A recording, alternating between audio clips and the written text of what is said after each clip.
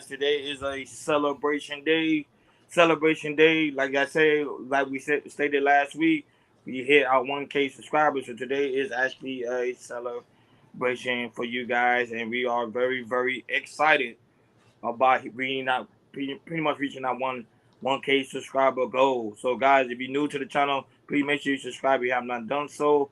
And people, you already know the routine. Make sure y'all hit that like button and make sure y'all hit that notification bell on the right hand side. Remember, we do go live each and every Monday, Wednesday, Friday, 6 o'clock Eastern time. Like I say today is a special, exciting day. Like always, man. Thank you guys for tuning in to KL Culture Radio. King Jordan, what's going on? What is cracking like in? It is an exciting day today. Yes, man. I'm just thanking God, thanking y'all, praising the Lord. Hey man, I'm happy, man. I'm thrilled, man. We did it, man. We did it. Hey man, it's just another step that we're going through that we hit our goal. But hey man, but there's many more goals that we got to hit, man. We just getting started. We just getting started. So that's cool. Let's get it. Yeah, but so what is y'all guys memorable moments of KR Culture Radio? Like y'all, I talk about the beginning of how you came up with the KR Culture Radio concept of everything, and then Uh, go. I'm gonna go first. Go All ahead. right, man. I remember when I saw Ronnie seeing the podcast on Facebook and everything. And I was like, oh, sure, I ain't doing a podcast. So that's dope and everything. And I believe I put a comment down. And Ronnie's put a comment back, hey, man, you got the topic, but come on board. I'm like, oh, okay. And so this was like, what, almost 2 years ago? Yeah, about 2 years ago. And, I thought about a topic to do. I'd sit in to Ronnie. He said, okay, cool, let's go for it. And then set it up with Hakeem, and this is what we was doing audio at the time too. I definitely remember them audio days. And when I first heard I was gonna be on the podcast, I called my mom and said, "Hey, mom, I'm gonna be on the podcast." I was excited. I was thrilled. And then once I did that first podcast with you guys, it just clicked. It just clicked for some reason. It clicked. It's about 40 minutes, and it was like cool. This was dope. And then like a week later, Hakeem posted up, I believe, and I started listening to the podcast to you guys and to myself. I was like, oh wow, this is nice. This is tight. I sent it to all my family members and everything, and it was just wonderful. And then a month later, I thought about another topic. I jumped in with you guys. We clicked. And then on the third time, I had another topic, and that was like, and that's when you guys was like, "Hey man, you need to jump on board," and I was like, "Okay." And then after that, man, we just started making magic. Started doing an audio. Next year, we thought we'd all talk together about some. I started doing some live streams and everything. Started starting our faces and everything. And then I guess and then that next year I remember started doing interviews. I mean I was kind of nervous and everything, but I was people what you guys was doing, and kind of picking up my line of questioning and everything. And I never thought I was like, hey man, I questions I was asking was pretty good and everything. And it just kept progressing until we at right now, man. We on the road, man. It's amazing to see, and I'm just thrilled and glad working with you brothers, man. It's this is a partnership.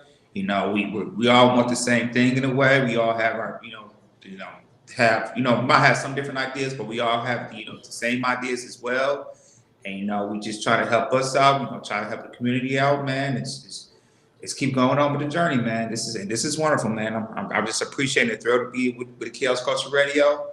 And I just can't wait, next year and the years beyond, man, of where we can go. Man, that's dope. That's dope. I'll go next.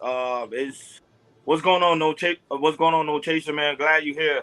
Glad you're here on this day as we celebrate our 1K subscribers. Um, I remember when I first started.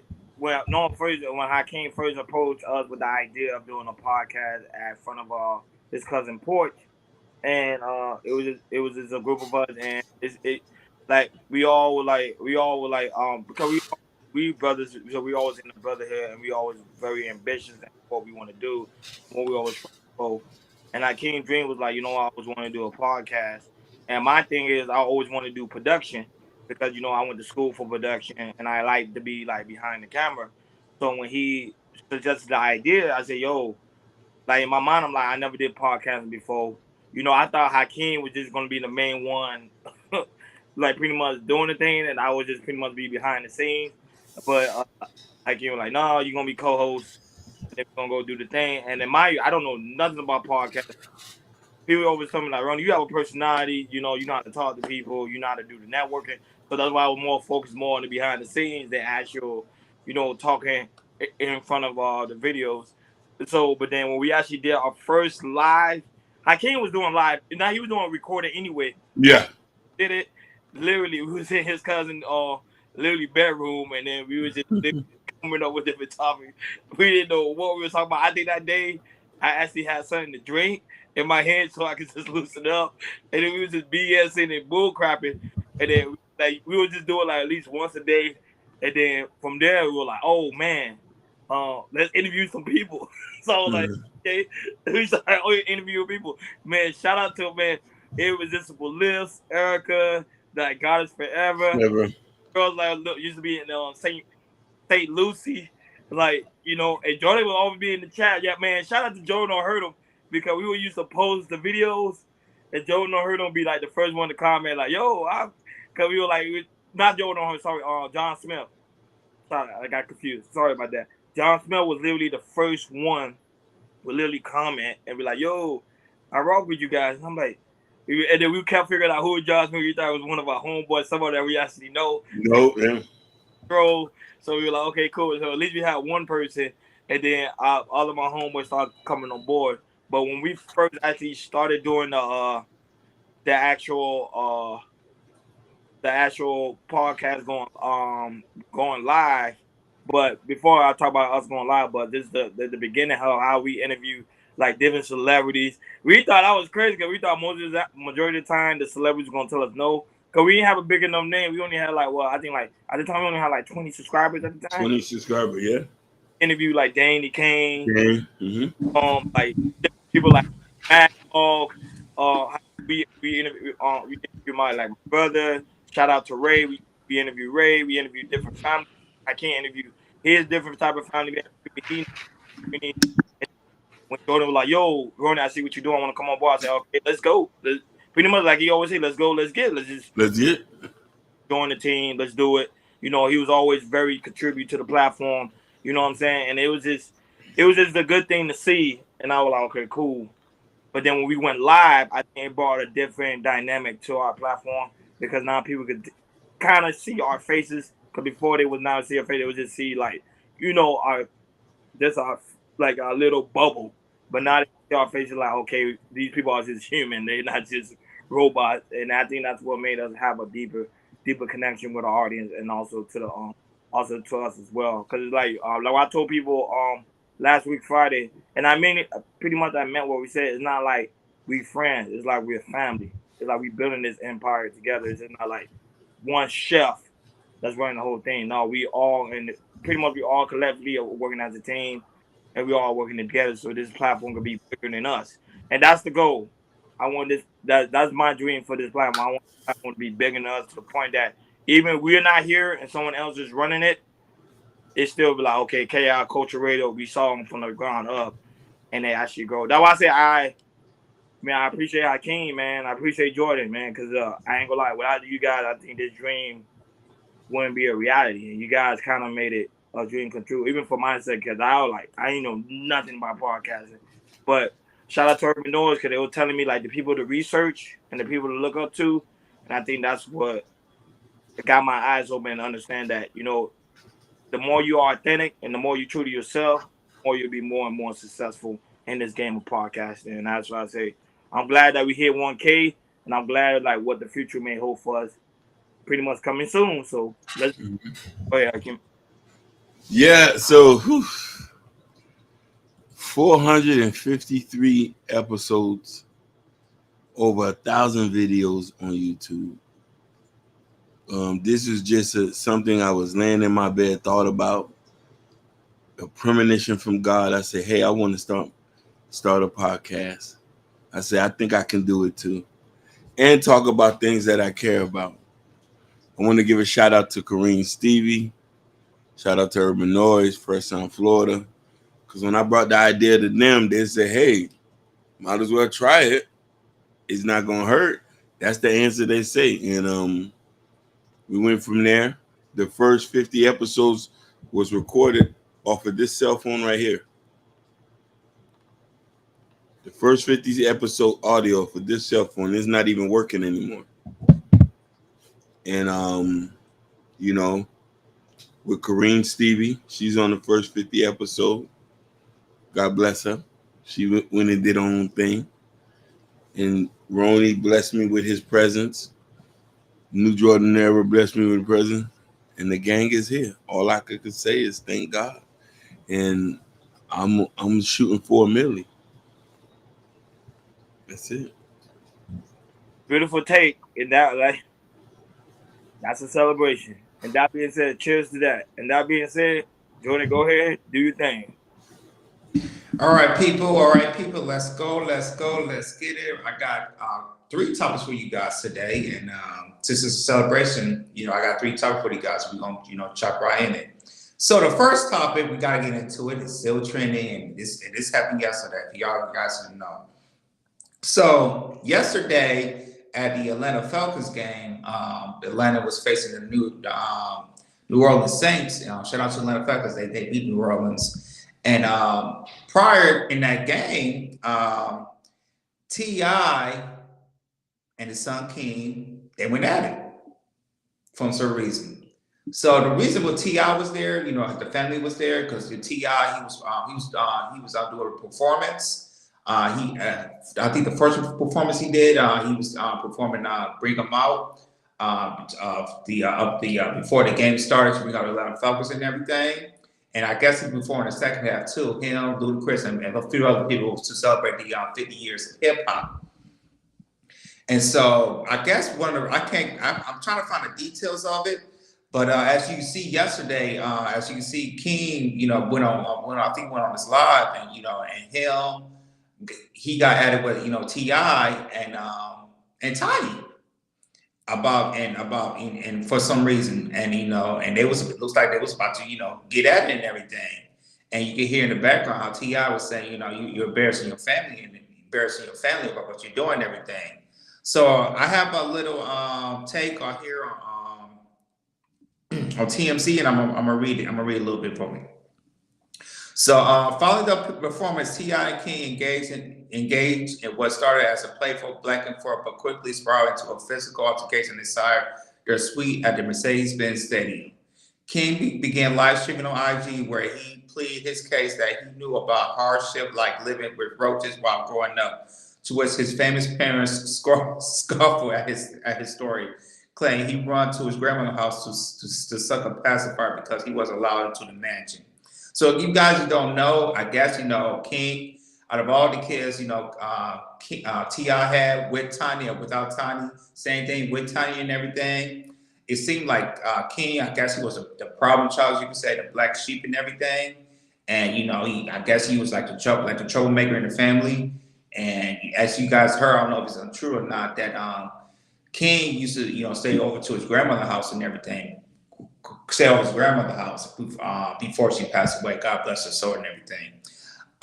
King reached his breaking point and began to scream. He sent a business, to which T.I. stepped in and told him he was not only embarrassing the family, but he was embarrassing himself. King can then be heard pleading for T.I. to get off him, as you can see, as we will show the video of him get off him, because it was about to get into it. T.I. secured King in the headlock and told him, "Boy, you can't do nothing with me, and nothing you can do with me." As most people in the background can be heard pleading for King to stop before the camera cuts off. Afterwards, King blew off some steam on his IG stories, although many of his followers informed him he was rolling, tripping, and his parents was right. One of his IG, he said, "I don't give a F of who you are, can't play with me, my face not going for the grown ass man now. If I'm mistaken, say don't stop making the world think you from it, what you don't. And he was talking about T.I. So we're gonna show a couple videos. We're gonna show the videos of what happened during what happened yesterday at the game, and after that we're gonna chop it up. Go ahead, King.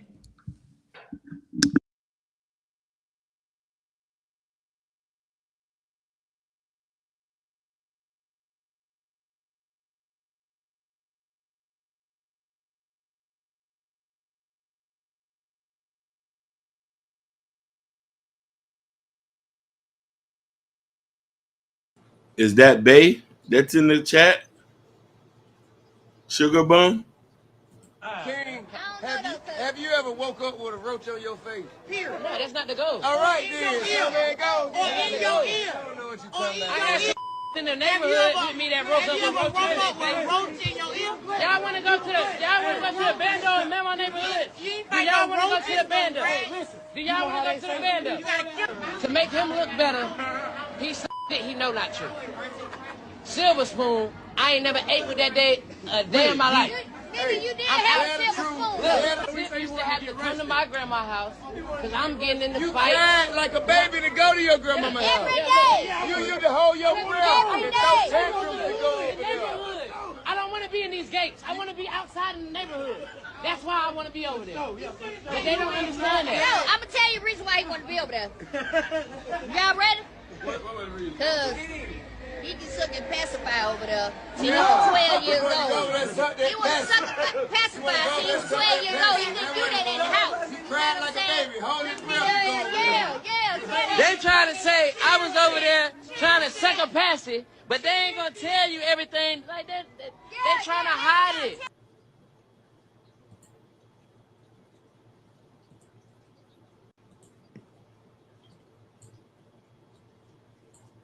Ain't nobody hiding there. Sugarcoat it. He capping. He capping. Hey. He know I stand on business. He know that. Can't no nigga ever pull my car ever in life. I stand on business. You drop me somewhere, I stand on business. You drop me in your hood, I stand on I don't business. feel like you stand on business. Yeah. I've been stood on business. I've been stood on business. You want to hide it for the world, I'm going to put it out there for them to see. Hey, man, I would have put up nowhere. You ain't had me put up nowhere. Like, you ain't had me behind the mansion. I was outside doing what I wanted to do. You was behind that till you cried. No, I got too much to drink. I drunk too much. Drunk too much. Let's go.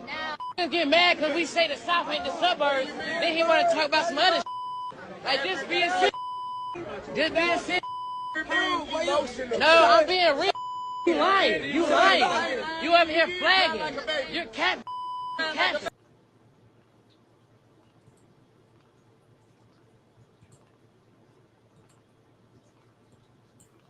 Capping, nigga. You capping. You capping. You capping. You capping.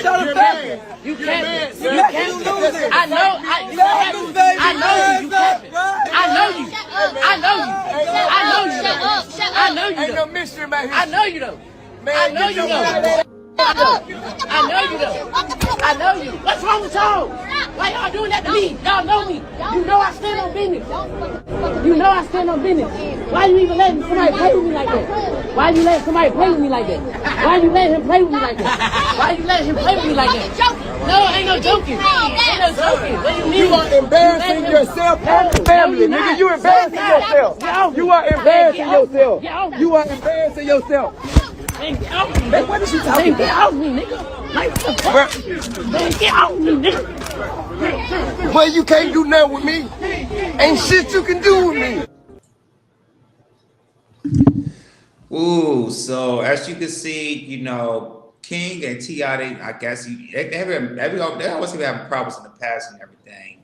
You know, not just this incident, but it's been incidents before and everything. But as you can see, this happened yesterday at Atlanta Falcons game, and you know, King he was about to tear up, you know, towards his parents, you know, Tiny and T.I.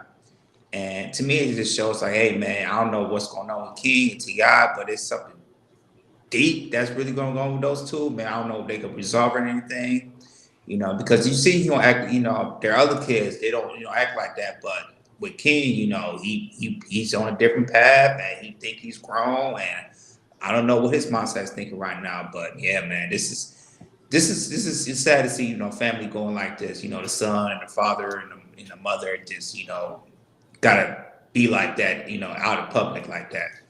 But it's crazy, yo. It's crazy. So I'm gonna pass it to you guys. You know, what's you guys take, Ronnie? What's your take on this? What happened yesterday? With Ti, King, and Tiny at the Atlanta Falcons game.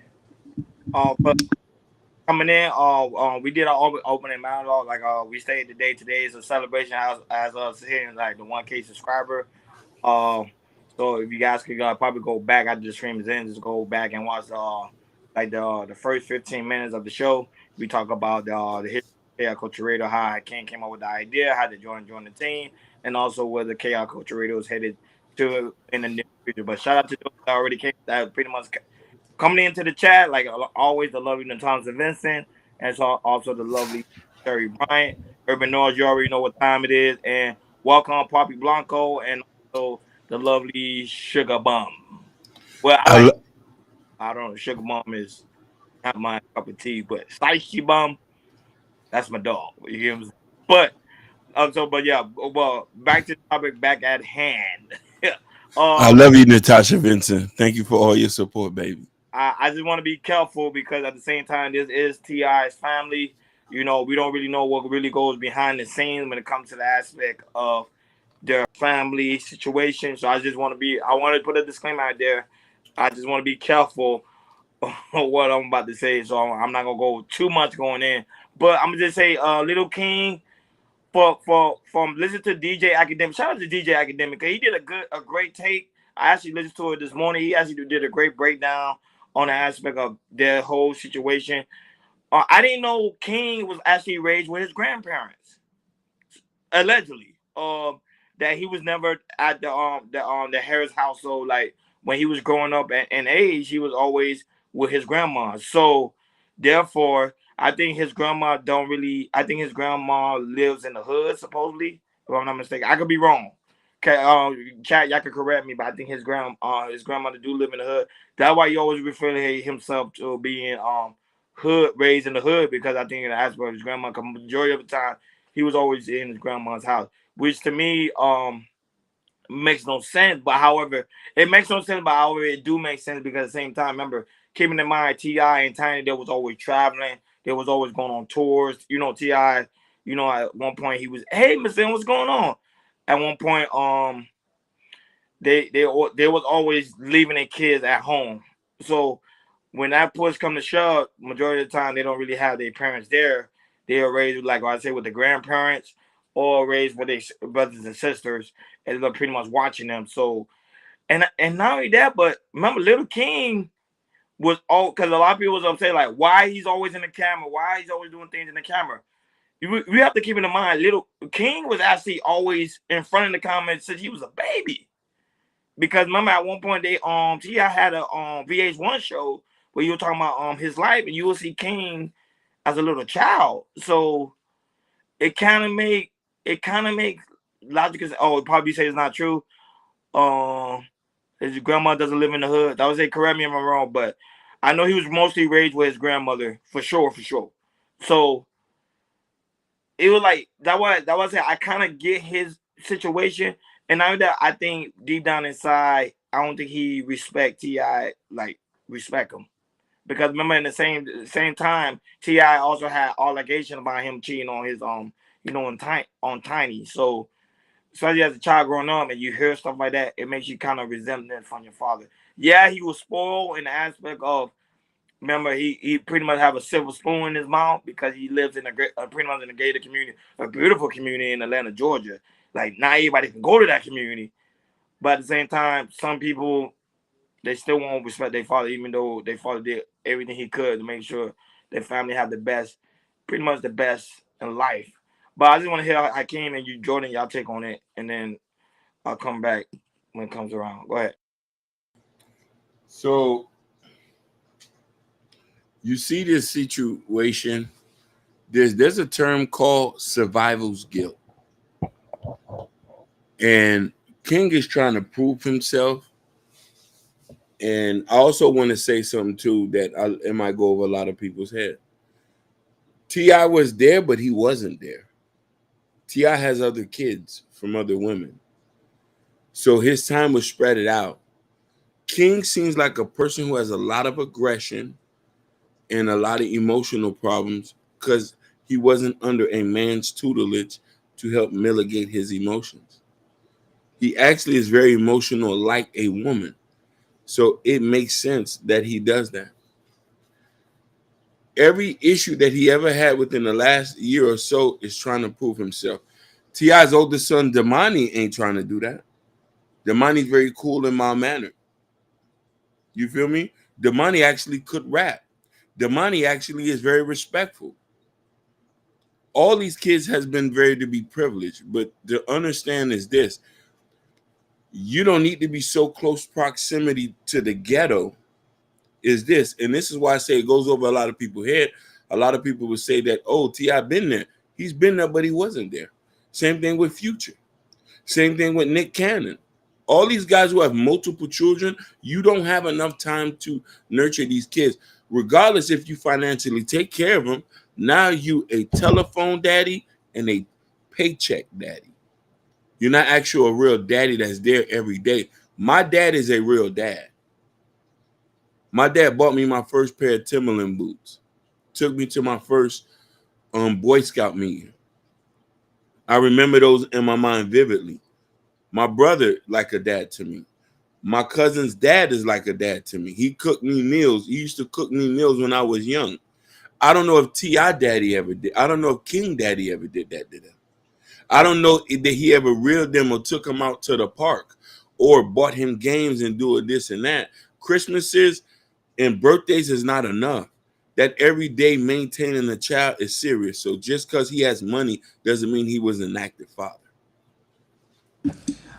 With this situation, I see, with T.I. having a bunch of kids, he should know, each of the kids have different personalities. There might be some be acting like you said. Do you think T.I. and Tiny gonna be in a $10 million mansion and grandma gonna live in the hood? That's not common sense. That didn't make sense at all. That I didn't understand. Yeah, I didn't understand that either. Yeah, but go back to T.I. Your kids gonna have different. But there is some grandparents. They say they don't want to sell their house. I think that is true. Old people, grandparents that do not want to leave the hood. They will stay in that house until they're gone. Little Dirk's grandmother before she died. Little Dirk, he just wasn't even famous. He tried to buy her a house. And she didn't want to move. Same thing with Honeycomb Breezy. Look at King Von. He was trying to move his mom out. She said no. No, yeah, that's true. But go ahead. Yeah, compared to T.I., I just feel like with King, out of all his T.I., all his kids are do their own thing. I feel like King acts the most just like him in a way. I feel like that. I feel that way, and that's okay. T.I., if that's your son, to me, that mirror image you, which is how you act personality wise, you should know how you acting back when you was a kid at his age and everything.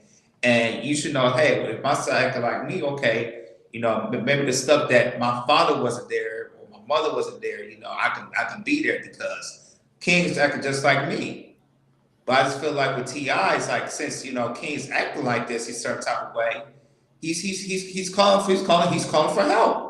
He's calling for his dad. It's like, hey, Dad, I know you're a big time superstar. I know you was rapping and everything. You provide, not just for me, but for your mom and for the other kids as well. But for me, it seems like King's like, hey man, you wasn't there for me at certain areas, at certain times in my life that I need you to be there. And I don't think T.I.'s, and to me, I don't think T.I.'s listening to that because I think he think that's with his other kids, they knew about, how T.I., the superstar that he had to provide and everything. And, that's where probably not hearing from his other kids. But with King is he's not saying it, but you can see how angry. Just look at the video. You see how angry he was. Man, don't touch me. Don't put your hands on me. All that type of stuff. Because it just shows like, hey, man, you're not listening, but you want to, but when I'm wrong, you want to tell me what to do. And when a kid acts like that, that just shows, hey, you wasn't there. You wasn't there earlier to tell me what to do. Why you tell me right now? And I could kind of feel what King's going through in a little bit. Even though, I'm still not a line of disrespecting your people, especially out in public. I'm not cool with that. And King needs to find a way not to do that, disrespect your parents out in public like that. Especially when you're on live and everything, because as you can see, we're talking about right now. I just feel like personal thing with family stuff that you're going to, you take care of it privately. But with King is different. King is used, like y'all say earlier, King is used to, coming out, being on television, especially when they had their television series on, I think it was on BTT, The King House on MTV and everything. So King is used to being on the spotlight and everything. And I feel like with King, he think that's real life. That's why you see him, when stuff goes on, he's posting on IG. Because he used to stuff like this when he was on the show. Now he's continuing and bringing in a little bit of life on IG. And now what that is, now we're looking at some situations that, with family things that we shouldn't even know about. But as King, he's used to it, and he's showing this, hey, this is my real life, and he's gonna monetize it, and he's gonna profit off of it because he's so used to it and everything. And I just feel like T.I. never had a little talk to him about, when the stuff is business. When stuff is personal, what they're going through. Hey man, we need to show this on camera. Let's not show this on camera. Let's not show this live. Let's talk about it. And I think with T.I., I think he messed up on that, and not telling King about that. And now you see King is acting up and everything, do what he want to do. Cussing at him, try to fight him, and showing it on live and everything.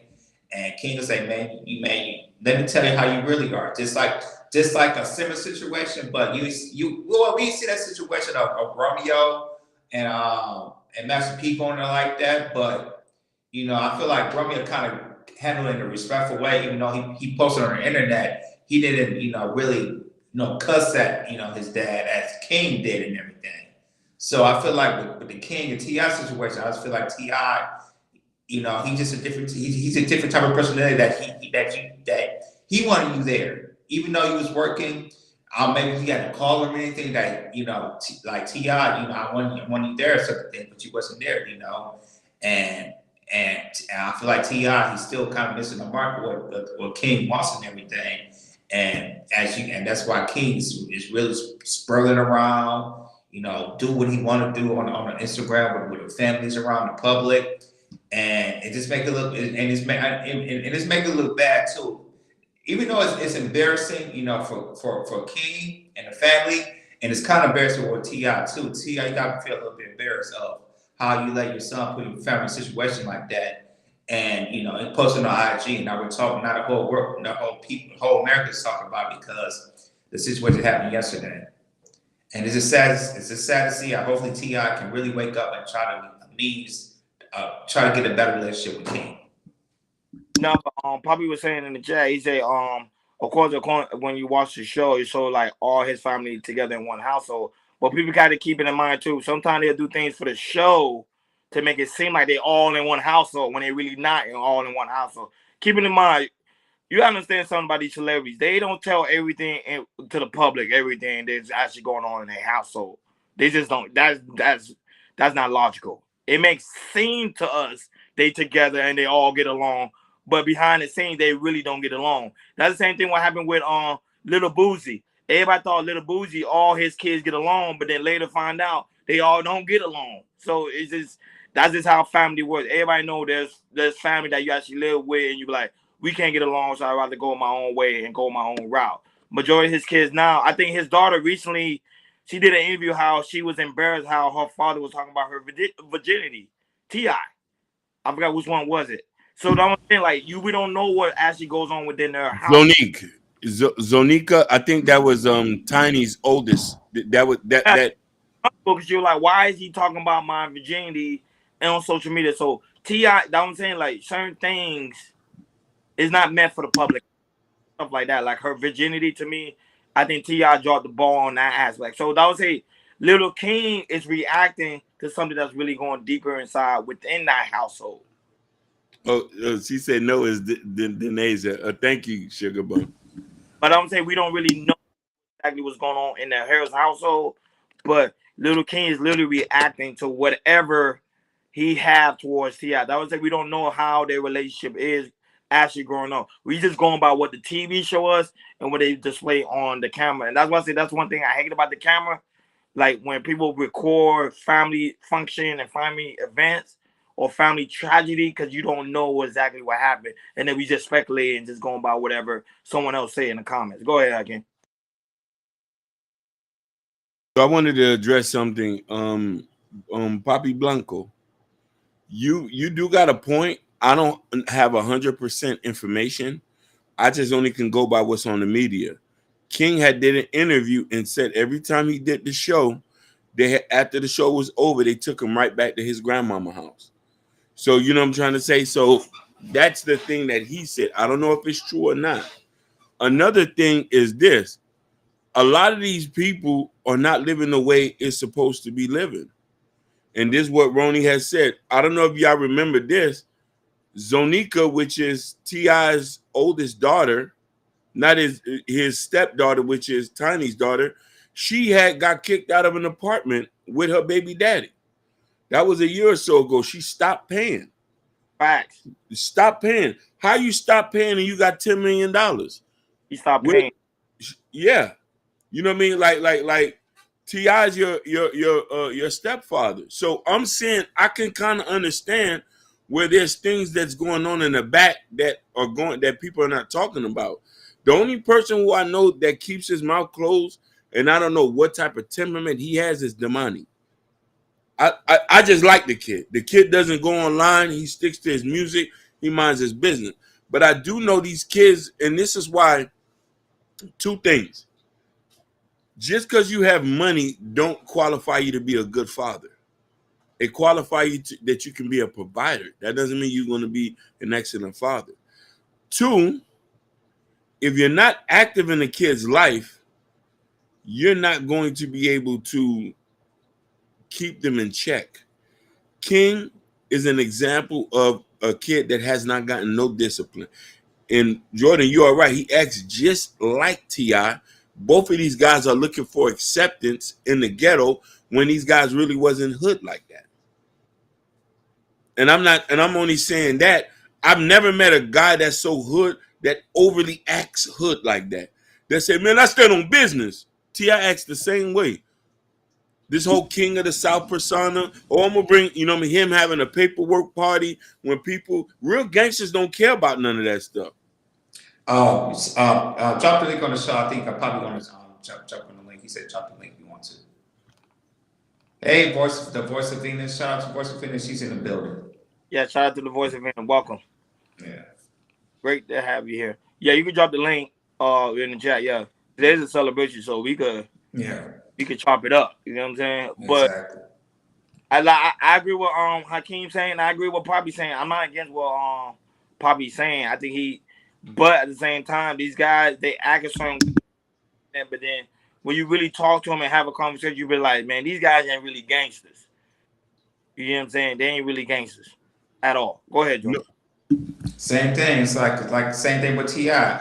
What's a little bit of his background of T.I.'s background, Hakeem? Okay, they say he's from Bankhead.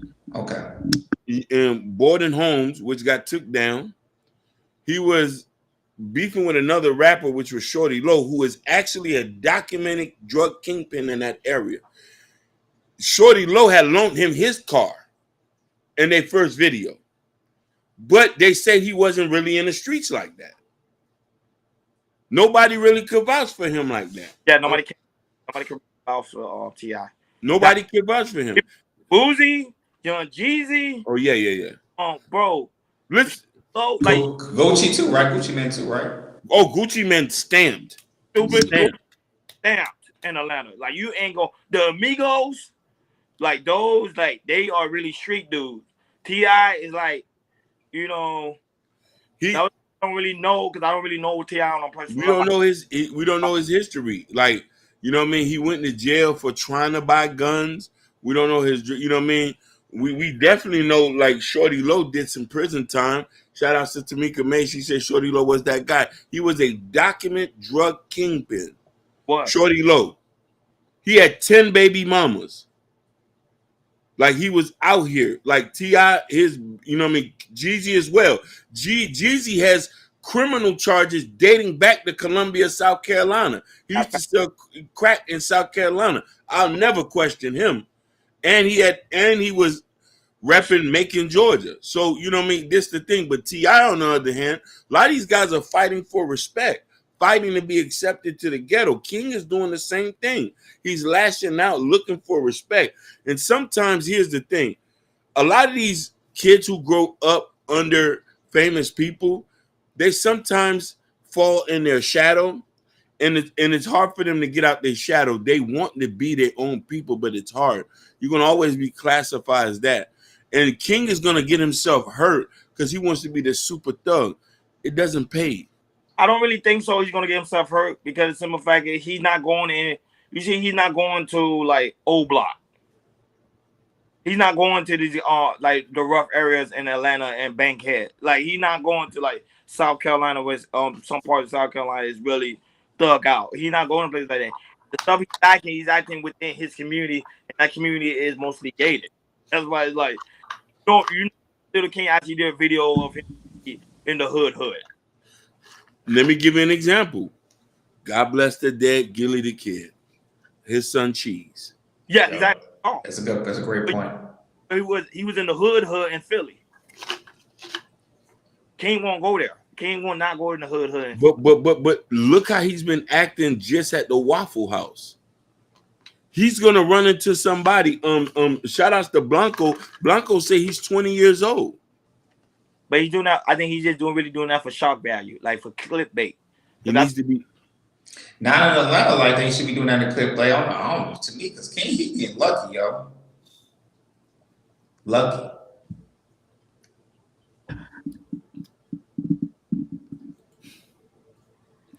Sugar Bum said King looked like his mom before surgery. Lord, oh, hell. Oh, my God. That's a good one. Sugar, you off the chain. Shots fired. Shoot. Pow. Everybody on the Little King's looks, which is not good. But listen to he looked like a little girl. Hey, let's talk about his goofy ass, his goofy teeth that he did, bro. One more time. Looking like Goofy from the Goofy movie. I'm gonna chill because Little King one day he might go on the show and then do the playback. He was like, "Did you?" Like, was it like I see y'all talking about me? And y'all don't know me. Y'all don't know me. I said on business. Hey, we stand on business too. You know what I'm saying? We stand on business too. We know he ain't no documented gangster. We ain't. Yeah, Poppy, you can come back anytime. The link is pinned, so if you guys want to come back, well, of course, we want to continue with other topics, but if we guys want to come back to this topic, we will. But you want to go ahead with the second one. Go ahead. All right, we have the second topic for you guys, and this is involving Tyrese. So over the I think it was probably recorded. So Tyrese went over to the Joe Budden podcast, and he discussed, his ex-wife, his previous divorce, and also the child support and everything. And he was explaining, when they was married at the time, of how, after child support, his ex-wife wanted $20,000. And Tyrese was saying, when he was with me, I paid nowhere near $20,000 against my daughter and everything. So why you need $20,000 now for child support and everything? And so Joe Budden kind of made a report because the lifestyles have changed and everything. It's like you change the lifestyle, but T.I.'s also said, no, I didn't change the lifestyle. She changed the lifestyle. She want to lead the relationship and everything. And now, I wasn't spending this amount of money on you, nor the baby, but now we got divorced. You actually a certain amount and everything, so you can have this type of lifestyle. And with that, with that situation, his ex-wife Kennedy rebuttal saying, fool me, like I said, I know who you really are. Fool me once, shame on me. Fool me once, shame on you. Fool me once, shame on me. And you gotta now I know who I'm really dealing with and everything. Now we got inside a certain way and everything. So, and she was acting on what Tyrese was saying, but on this case, I was on Tyrese's side and everything because how you ask for $20,000 child support for a child, and to me that's mind-boggling. You don't even like I said at the time he wasn't paying that much while that was in the marriage, and to me, and Tyrese believe me, like I don't think a child and anybody in America should be paid $20,000 a month for some child support and everything. And luckily, this happened in Georgia because it was in California. It would have been a whole different story. So we got a couple of videos that we're going to be particular what Tyrese is talking about, and also we're going to show the video about Tyrese's ex-wife respond to the video. Go ahead, Hakeem.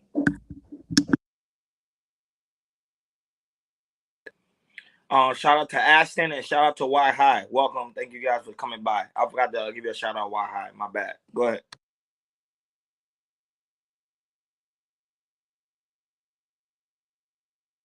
Is it possible that I influenced her to try and get me for $20,000 a month for a 2-year-old? No. Is it yeah. No.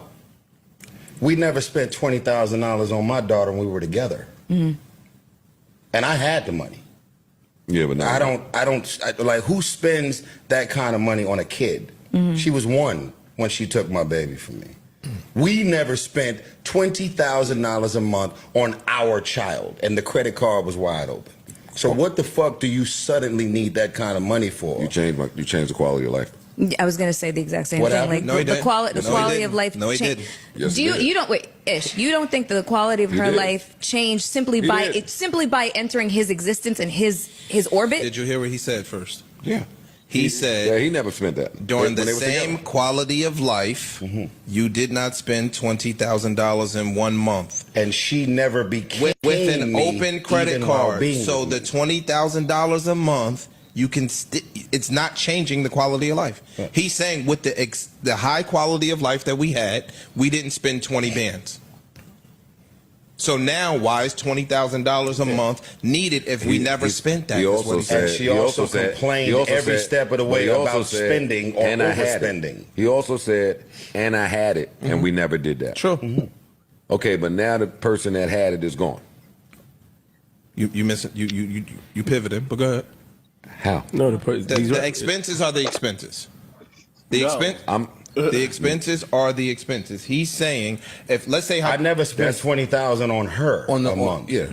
Let alone the child. But she's not living with It's it. not, Everything but it's changes. That, but it's not that number that changes the quality of life. You changed it. No. She changed it. She left me, and Oh, yeah. she's trying to take my life with her. Yes. It does not work that way. That's exactly how it works. We have That's a how it prenuptial agreement Oh, that was extremely aggressive and very detailed. Okay. And we both gladly signed it because I was sold and oversold on all the shit that she's not interested in.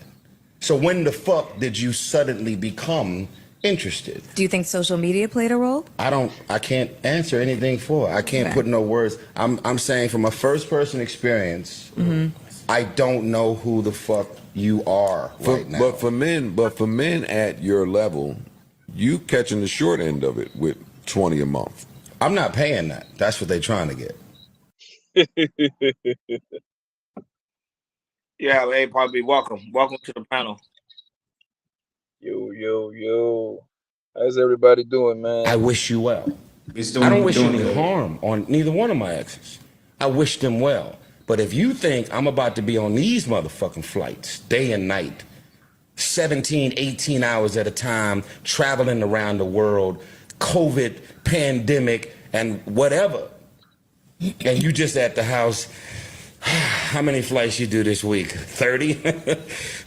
Run that tax-free bag over here. Man, fuck that. I'm good. Take a stand for all men. That's it. Take a stand. And at the end of the day, for the women that are the breadwinners of their family, which there's plenty, they feel this same energy when they go to court. Sometimes. That's a fact. Yep. I'm gonna call this one, fool me once, shame on you. Fool me twice, Shame on me. Let's get into it. Now, this might make some people mad, but it is what it is. Y'all, once you learn what someone is capable of, you have to handle them a little different. DMX said this and it resonated with me. He said it's too hard not to trust people. Instead, he trusts people to be who they are. He trusts a snake to be a snake. He trusts a liar to lie. He trusts someone who cheats to cheat. I can forgive you for what you've done. And I thank you for showing me what you're capable of. Because now I know how to handle you. And it will be irresponsible of me to give you the same kind of access, knowing what I know now. That shit ain't make no sense. To me, that was me. I think that was just clout. She was trying to get clout and everything. Because as you guys don't know, remember y'all, she has a YouTube page. And she talk about relationships. I don't know if y'all can see. This is your YouTube channel right there. How ironic. There you go. That's her YouTube channel. So go ahead, man. I'm gonna pass to you guys. What's y'all take on this mess with Tyrese and the ex-wife? Yeah, the situation with Tyrese, I'm not gonna lie, Joe Budden podcast, not a great sense. When it comes to the aspect of like why should I pay this amount when we was in a relationship, you didn't use this type of money. And we already know when it comes to the court system and the child support, we know the majority of the time it doesn't favor the man. And I think Tyrese knows that now. That hey, that's how it is. Like favors the man, and he just spoke. I know about him, but he make a lot of good points because like when we relationship, literally my credit card was open, but you never use that type of amount of money. Now you need this type of amount of money to pretty much take care of the kid. It doesn't make logical sense. Like Bobby said, doesn't like he kept saying earlier when we were talking about the TI situation. Hey, does it make sense? And that's what I'm saying. Like now, when you think about this situation, when the child support, it doesn't make any sense because when we was together, even though I was the guy with the resources, we didn't use that type of money. Now we're not together. Now you still want to be able to get that quote unquote on bands. But if you ask me, because they asked him a question, do you think social media play a part in it? If you ask me, I think yes. This is my personal opinion. I think a lot of women now are more social media.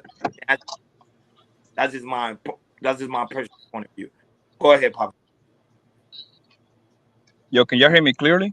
Yes. Yes.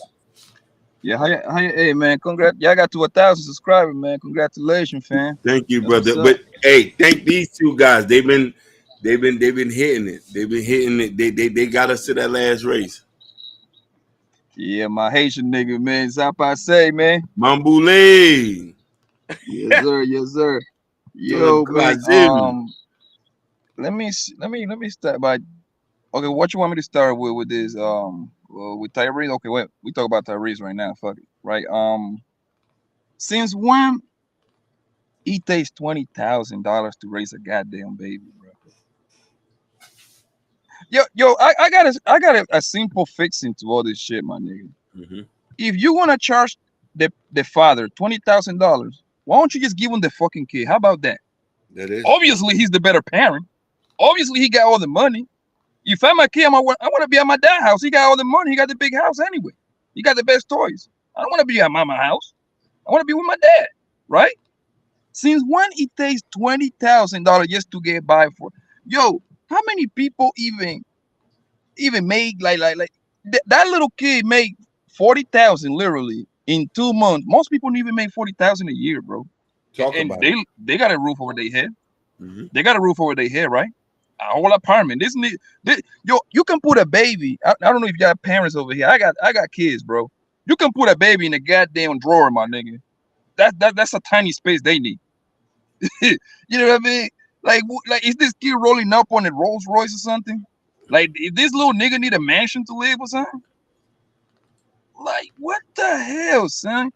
Man, it's obvious that the 20,000 is for her to kind of continue living the celebrity life that nigga Tyrese gave her. You gotta understand though, Tyrese have been in what? How many Fast and the Furious Tyrese movie he been? At least 6 of them. He's like about 7 or 8. The Do y'all know what kind of royalty checks that nigga's getting? Yep. That's To a remind fact. you, he wasn't in Transformer movie 2, right? How many Transformer movies he's been on? 3. I think 3. Yeah. To remind you, that nigga's a singer. He getting a little bit of royalties down that from that way too. Yep. That's a fact. We're not even counting the other movie. I'm not even counting that movie that when he was Jody, man. He probably ain't making no money out of that movie. I'm counting the ones that are Baby Boy. Yeah, that bullshit. That nigga probably made that movie for $5,000, man. Yo, but son, since when you need $20,000? Yo, it's crazy. Like how you charge the father $20,000. Why don't you just give him the kid? Yo, I can go get my mama, my sister, move in with me, man. Get this little nigga a tutor 24/7, and it still would be less than $20,000, bro. Like, why don't you just give him the kid? Shit crazy, my nigga. But the thing is, all these people is living through social media, from social media is fucking this bitch's head up, bro. That's all it is, man. That's all it is, bro. So they see the Kardashian, they all want to be the Kardashian. They see how the people that are making $100 million, they want to live that way too. And it's a good thing that raises like kind of like I don't know how effective that's gonna be, because if the judge already ordered, I don't know how can you get out of that. But man, I'm like, yo, I'll be just like him, like nigga, I ain't paying that shit, man. Like, suck my dick, yo. Hey, Poppy, man, I couldn't agree with you more, man. Looking at the Department of Agriculture, it takes between a year, probably approximately about $16,000 to raise your kids per year, to raise your child. How the hell you want $20,000 a month just to raise for a child, yo? I don't get what she's doing, man. I really don't get it. Not, and mind you, she, like I said, she has her. Like I showed you guys, she has her own YouTube channel, and she's trying to be the next, the date doctor, the relationship, the relationship type of person. Oh, okay. I see what you're doing, the blues and everything. But yeah, she want to be the next relationship guru or expert, like a lot of these other YouTubers want to be and everything. And the thing is like with the clout, and the thing is and the thing is about it, you see, she kept the her last name Gibson, because when you keep a man's last name, it kind of give you that clout, in a little bit in a way. It kind of give you that brand name in a way. We get the last name and everything. But yeah, man, she out of her damn mind. She was out of her damn mind once. She left. The Tyrese for no reason, because she was so unhappy for some reason. I don't know where that came from. Now that she left, and now she's not making the money, she don't have the lifestyle that she had with Tyrese. She said she made a mistake and want to go back with him. Like, it don't work. I'm sorry, man. It don't work like that. It does not work like that. Now you want to fight for child support, try to get $20,000 because you want to get that certain type of lifestyle. Man, it's not going to work like that. It's not going to work. If you feel like you can't, if you feel like that the lifestyle that your child needs, like you said, Poppy, give it to Tyrese. Tyrese will do that. And now you're a little bit jealous because now he with another chick, and you mad because he want to leave the chick that he with because he won't go back to you. And a lot of women do that too. I don't know why they do that. Like I said, once you leave the relationship, and then she say, "Oh, this is I've grown now, I'm healed. I'm not the person I'm used to be, and now you can take me back." And Tyrese is like, "No. I'm not doing that. Of course you may be healed. Okay, you with your church and everything, all that type of stuff. But at the end of the day, a man like that, a man like Tyrese, he is not going to forget that.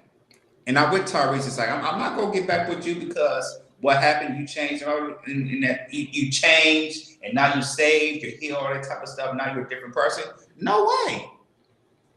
You hurt that man. You hurt that man's heart, and now you're trying to hurt his pockets. And Tyrese said, "No, I'm cool with that." If like I say, if you want to sell it, and also like you say, he did a prenup and everything, a hardcore prenup, and I'm glad that he did that, because if he put that prenup, oh man, she probably got half of the stuff that he owned, houses, money, all that type of stuff.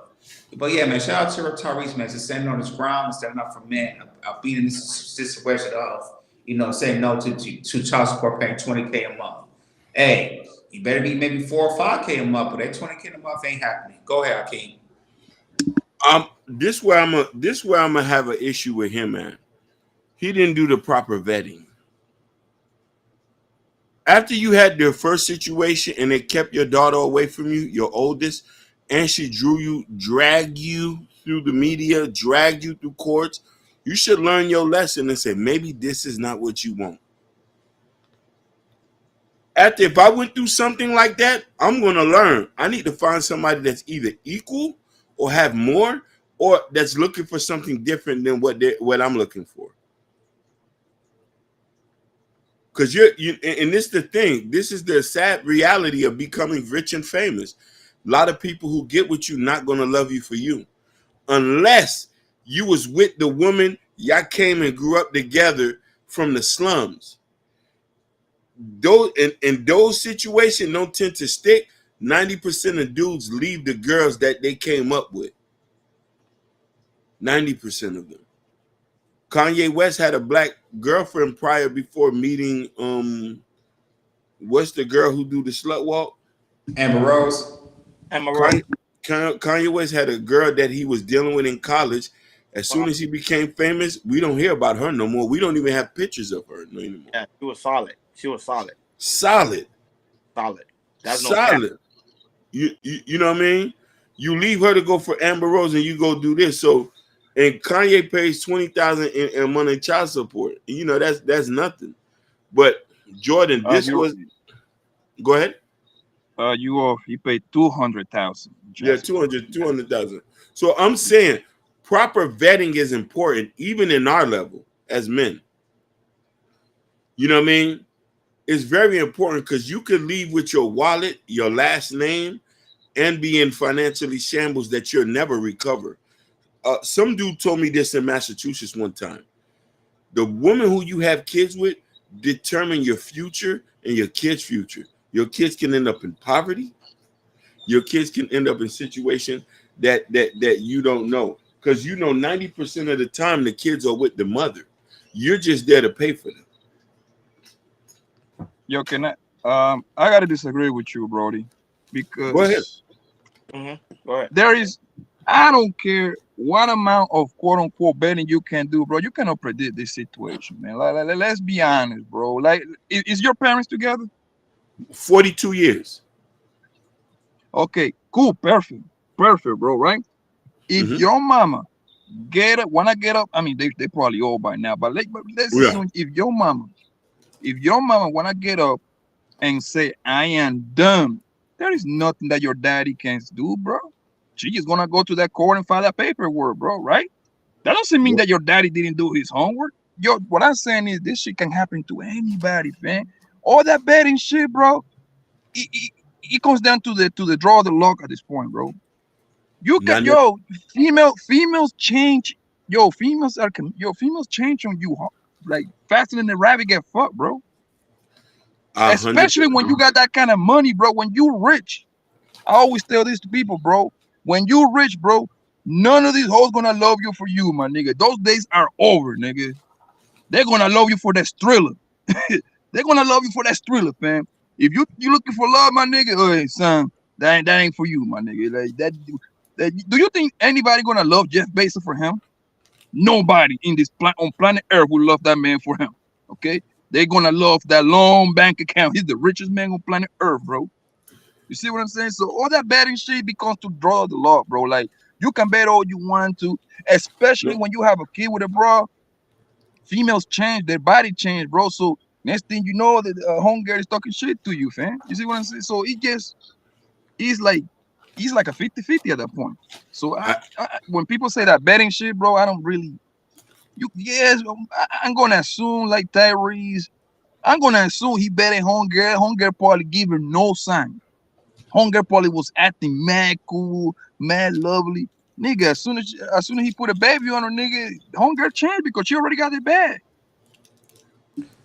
I'm gonna say this about that. I don't think he know how to bet. I a little agree with you about something like the majority of these women because, like I said, we're in a different generation of women. These women are very different from the women back in the past, back in the 90s and 80s and all the way to the 60s. But I still like Tyrese still has a problem not vetting women. I'll give you another example. The chick that he went now. You remember was it 6-7 months ago that he went on live and she was on the video as well, and she said she was digging Paul Wall before she was digging Tyrese and everything. Yep. And he was like, you know, don't talk. How can you say that? Don't touch me. Don't touch me. And to me, Tyrese, he still don't know what he still don't know how to vet or pick a right decision a right decision and everything. And also, and Bobby made a great point about how Tyrese, he's an A-lister. He has the money. He's a superstar. He's been on to Transformers and the Fast and Furious and everything. So I would say maybe 90% of the population of women, especially average women, they're gonna see you to go look for the money. To me, it's a very super rarity of women, super duper rare, that you're gonna find that's looking for you and just look for you and like you for yourself. But for Tyrese, since he's at the level that he's at, as a superstar actor and everything, it's gonna be hard for Tyrese to find somebody that's looking just for him and not for the bag. Go ahead, Hakeem. Yeah, go ahead, Ronnie. And let's be careful. There's kids are watching the show. Oh yeah, watch it. Watch it. So yeah, shout out to the people that's coming into the chat.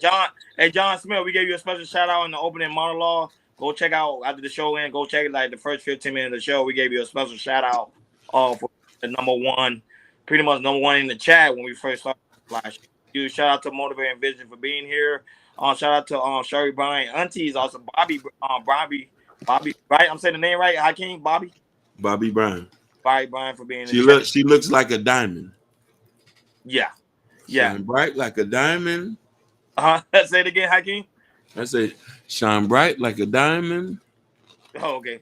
Yeah, and shout out to the kids that's watching. So yeah, we're gonna tone it down with the language. Oh yeah, but I agree with Poppy though, Hakeem. I do agree because you don't know the person who may change. Like right now, you could be dealing with someone for a very long time, and then 2 days later, she may change her whole idea. Like I don't want to be in here anymore. There's countless stories where women will be in the bed next to their man, and then wake up the next day and say, "I don't love that man anymore." Yeah, I feel different about him because remember, majority of the time, women do act out of their emotions. So I do get where Poppy is coming from. And he's making a great point of view when it comes to the aspect of vetting. That would say I don't think a man can actually properly vet his woman. I don't think that's possible. I'm gonna disagree with all y'all, and I'm gonna tell you why. And this is just my opinion. John Smith, I got the comment is up there. John Smith say vetting is the process including the past, not just including the present. A lot of us don't ask the right questions when we get with these women to try to understand where they're coming from to where they're going. If you're younger, you shouldn't be worrying about this. Me personally, don't make me blush. So, me personally, Blanco, I'm 40-something. I don't have no kids. That's for a reason. I particularly take my time and judge the woman who she is from a mental standpoint, who her friends are, where she hanging at, what she has done in her past. If you over 30, that's why there's a vet. And here's the thing, Tim, too. A lot of us don't know when to leave women alone when they have some things flaw about them. A lot of people see things early on and disregard them as anything when they are red flags. If we are strict, the way we are with our vetting process, a lot of us is not going to do this. Let me tell you something, Poppy. I've discounted a number of people for the most simplest things because I know there was going to be major things in the beginning. I've had people stop talking to me for not wanting to have children because I say I'm ready to get married, and I need to have marriage with a woman that aligns with my ideologies and I align with hers. Now, here's the thing.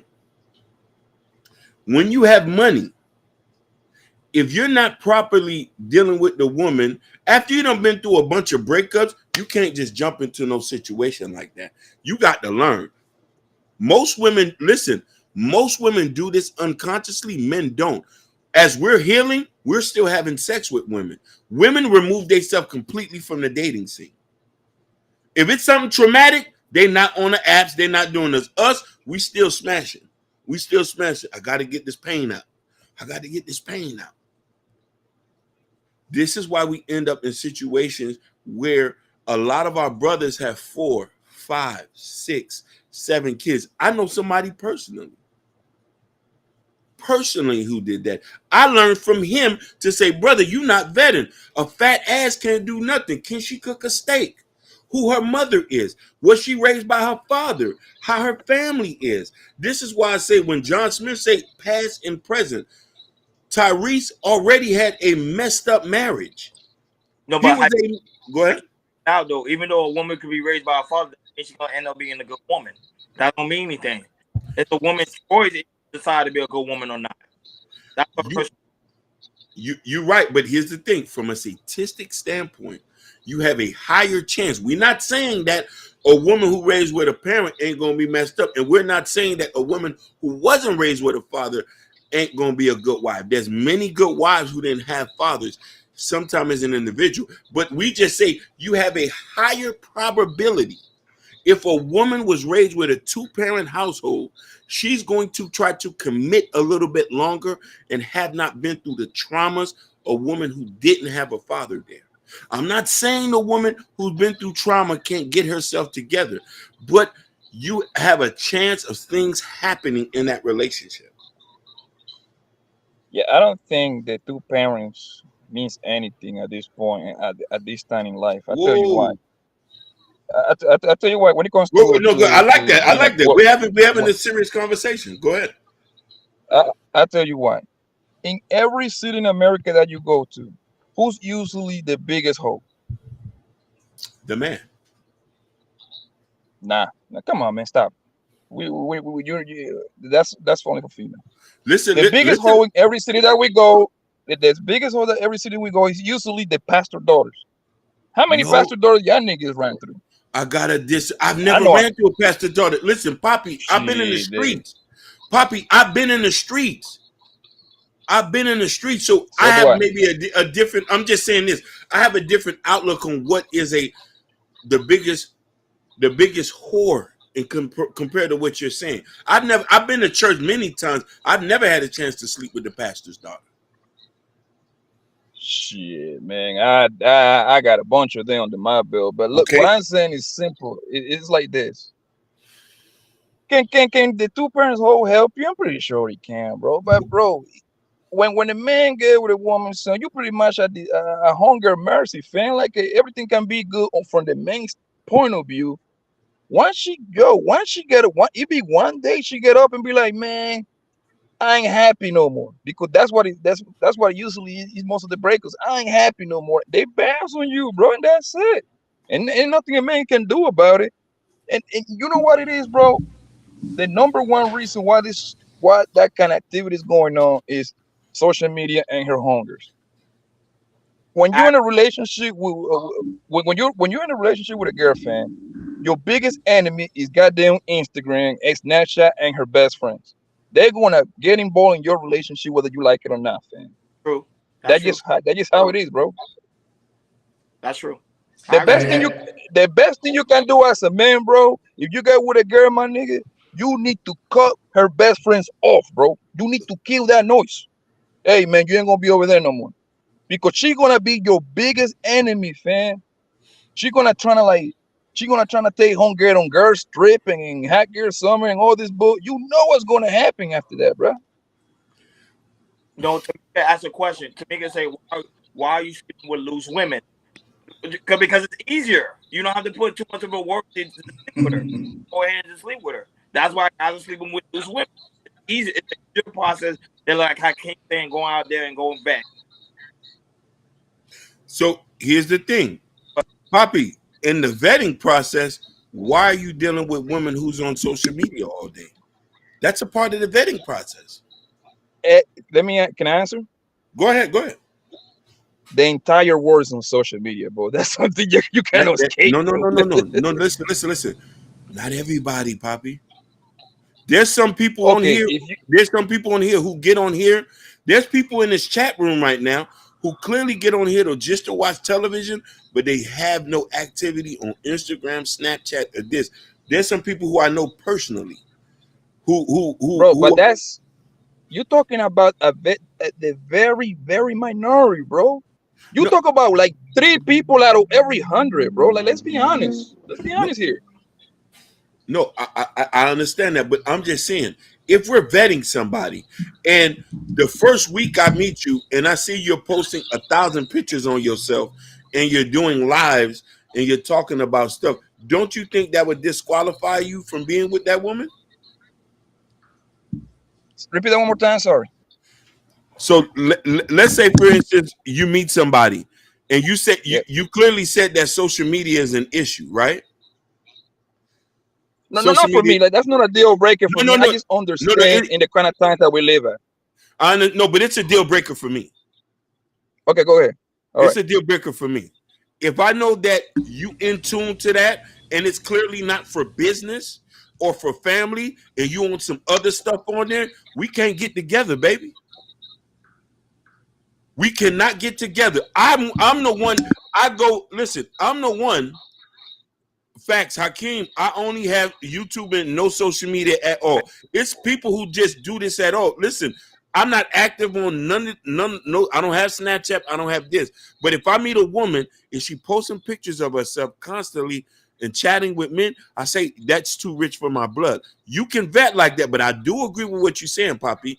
A large majority of the population are involved in social media, and that tends to dictate their decision makings when it comes to the relationship. But I'm saying when we're vetting the right woman, so we won't have to get into a situation that Tyrese said, because let me tell you something, it's a bunch of Tyrese walking around here. But now I can't be as the right woman. There is no such thing as find a woman that you can ask. You see, I'm gonna have to disagree with you.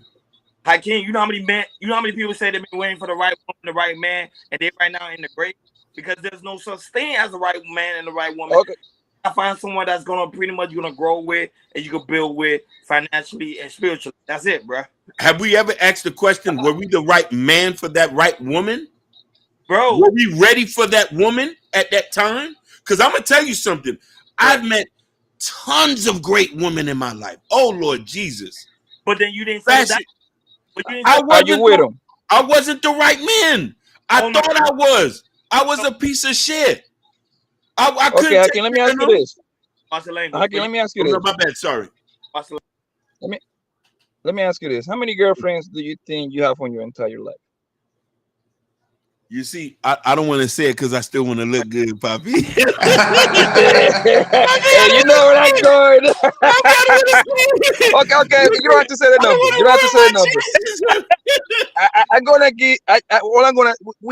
gonna give you a range. You don't have to say yes or no. It don't matter. This is just entertainment purposes only, right? Let's say you had 3 girlfriends on your entire life, right? That sounds about right. Okay, cool, no problem. Now. Then you bet on real good, right? You bet on all 3 of them, like back and forward, right? Yeah. Are you with them? If I was with them? Yeah. Are you with them right now?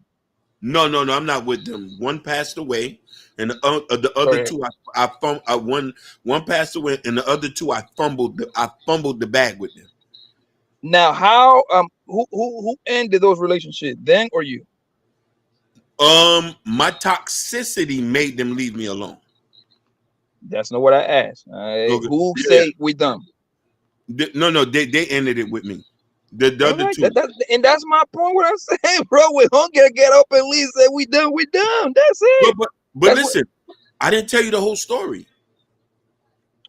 Yeah, no problem. Go ahead. One stayed with me 8 years. This was another one. One stayed with me hoping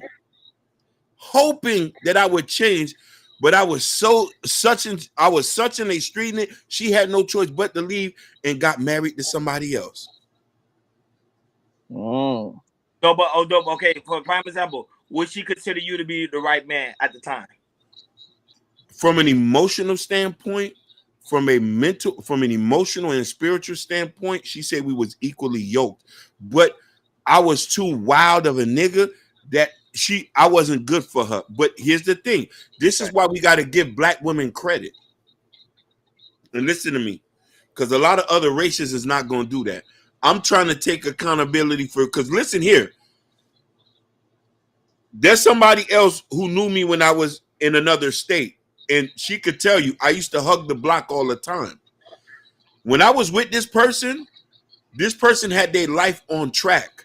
And I'm just now at the age that I am right now, my life is together. But when I was with her, I wasn't together, but she accepted me the way I was and willing to build. I did what most typical men do and abuse the situation. I'm speaking from experience. I'm not here pandering and saying I'm here for all women. I'm just telling you, I see what some of these people come through. I could have easily stayed with that person after, now mind you, my true love had passed away. And then, I went off a couple years and met this person, which this person was younger than me because I was older than them. And I had stayed with them after college. They kept complaining. I was cheating on them, knocking different, you know what I'm trying to say? And they still accepted me. Still was coming back. The mother loved me. The grandmother loved me. Because you want to know why? I still kept that Caribbean side where I used to come and help and I'll give money. You know, we don't complain about that, but I wasn't good for that person. And I think the greatest thing you can ever do to say you truly love somebody is to marry them. And the person they married to, I got nothing but respect for them because they did something I wasn't ready to do at that time. They you beat them up, bro? No. Listen. I'm gonna put listen. I'm scared, but I'm gonna put my business out because it might make me look messed up. They married a woman. You don't have to, bro. Listen, because I need to be an example for men not to do. They married a woman. You know how shameful that is? I was clowned about that by my inner circle niggas. I said, they was telling me that D must not be good because she went and got with a woman. What? Yeah, no, he said he didn't want to say his business out there. Yeah, she married a woman. Listen, I'm gonna put it out there because you want to know why. You've been very transparent, Hakeem. I've been very transparent. I'm not fake. I'm gonna always keep it real, Poppy. I'm keeping it 100 with you. Hakeem, listen, you dodged the bullet, my nigga. No, I didn't. No. I didn't dodge a bullet, Hakeem. I didn't dodge a bullet, Poppy. I wasted that girl's life, and she deserved better from me. But I should have with another woman. Come on, bro. No. You gotta understand something. We can do the most treacherous thing to make people do the most thing. This is the stuff that we don't want to take accountability. I had to go to therapy to learn that. I had to go to therapy to know that. I know I was toxic. I still kind of have some toxic because I need somebody who's going to cook a steak and give me on-demand sex. But let me tell you something. And you want to know what's so crazy about that, Poppy, about this person I'm talking about? They called me and listen. No. No. But let me tell you something. Listen. I can understand where Princella come from. She's coming from a hurt place that she gave a love to somebody and they did something to her that she's not ready to talk about yet. Man, she's milking these people. That's what she do, bro. But listen here. But let me ask you a question. Why is she able to gain these thousands of fans? Because she's telling an experience that a lot of people are relating to. Correct. And what she deal with too. That She is say, You want me to answer that? Okay, I'll tell you that. yeah. Hunger. Have that polka dot dress. Say that one more time, boss. No. There was a comment. She said, and have the long polka dot dress along with a bleach stained dress too. One for looking nice, and the other one for going to Walmart. Can you hear me? Go. I don't think we got a good connection. No, you're not here. You perfect. It's a joke. He was reading the comment. Go ahead. All right. Hunger is milking this. She understand that the reason why she got like a little traction right now is because women love to hear another woman talk bad about a man, fam. Let's make no mistake about it, bro. And women think that they found somebody that can quote unquote go toe to toe with a man, like when it comes to the debating shit. So that's what she got this little traction going on, fam. But at the end of the day, bro, she understand that she using that to get money out of this, bro. She understand that everybody don't have a breakthrough in their life. She knows that, right? So she using that propaganda to start telling females like, oh man, you don't even she's so far left that she's telling female not to even deal with a man. So I don't know how the fuck they're gonna create babies. Like I wanna know that one. I wanna really know that one. I know we really advanced in life, but I wanna know how two women's gonna create a baby. But hey, good power to them, bro. It just like, and going back to your to what we was talking about, but bro, I don't think, can you bet a woman? Yes, you have to though, but you cannot 100% assure that you're gonna end up with a winner, fam. That just know how it is, bro. Like relationship nowadays, like NBA contracts, bro. I think it should be like that every 4 or 5 years. You should come ask your girl, your wife, and be like, hey, you want to renew this contract? You want the extension? Another 4 year, the super max? Yeah, okay, let's do it. Okay, let's sign another 4 or 5 years. I think that's it. Me personally, bro, I don't believe in marriage, bro. I got a couple of dollars, nigga. I'll be damned if I have to give half of my couple. I got 2 houses, but I'll be damned if I have to get one of my houses up, bro. That I ain't doing that, bro. I'm sorry. I don't mind. I want them to take everything. I ain't giving them, bro, shit. Fuck that. Listen. I grew up in Miami, so I still kind of got like a dope boy mentality. I said, go ahead, little mama, take it. I'm just gonna get that right back. Exactly. We're in Miami. I got a crib in Miami Gardens. You got a crib? I'm from Liberty City originally. Man, that bad was bad. Where you? Give me the crossroads, if you don't mind. Okay, so I'm from 18 and 35th, but I used to chill on 75th and 17th. I used to chill on 49th. At 49th. You by pork and beans then? Yeah. I ran through all of them back in the days. I'm not from there. So you went to the West then, Northwest or Jackson? I went to Jackson, graduating. Okay. See, I know Miami like the back of my hand. I'll be over there 2, 3, 4 times a year, bro. I got people out there. I'll be there heavy. Okay. Yeah, I was raised in New York. I'm Colombia. I was raised in New York. Okay, Bogota, Barranquillo, yeah. No, Cali. Are you from Cali? Okay. Listen, I grew up with some Colombians who are black Colombians. They was from Barranquillo. Barranquilla. It's Barranquilla. Barranquillo, yeah. Well, so we going on to the last topic. We pretty much reaching our 30 minutes mark. Yeah, now we doing longer live stream, guys. Instead of doing an hour long live stream, now we're doing 2 hours. That's something when we hit the day, we're gonna keep promises. So we're gonna keep you for 2 hours. So congratulations on that. But yeah, topic. Go ahead. All right, for the next topic, we're gonna talk about. This is the last topic for today. We're gonna talk about these pranksters that we see on, TikTok, on YouTube. So this was coming on viral today. This was viral on Instagram. How prank, how people go on prank people, like they go like on Target or Walmart and everything, and then they might say something foul, and they say, hey man, hey, dude, well, give me this, you know, in a mean way, and start cussing everything. And then the person would turn around and say, what you said? And then come around and say, oh, no, it's a prank, it's a prank, it's a prank, it's a prank, and everything.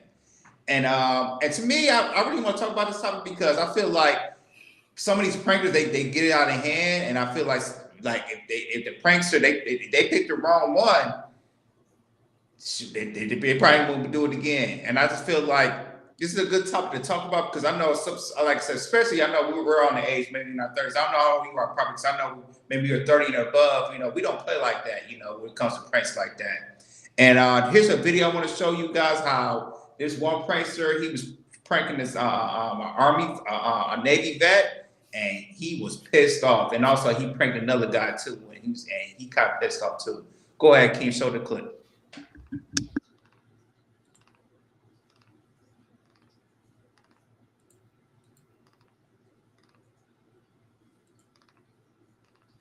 Uh-oh.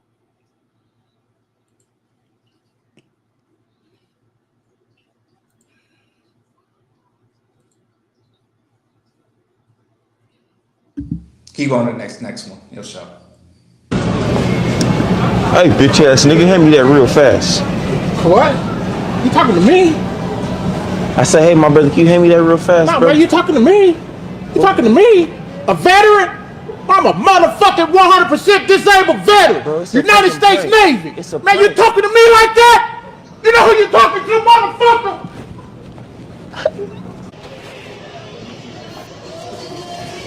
Man, hand me that shit, ball boy. Who the fuck you talking to? Bro, I said, can you hand me that, sir? Calm down. I was asking, can you hand me that, man? Man, I don't play that shit, man. I just got off of work. Okay. What?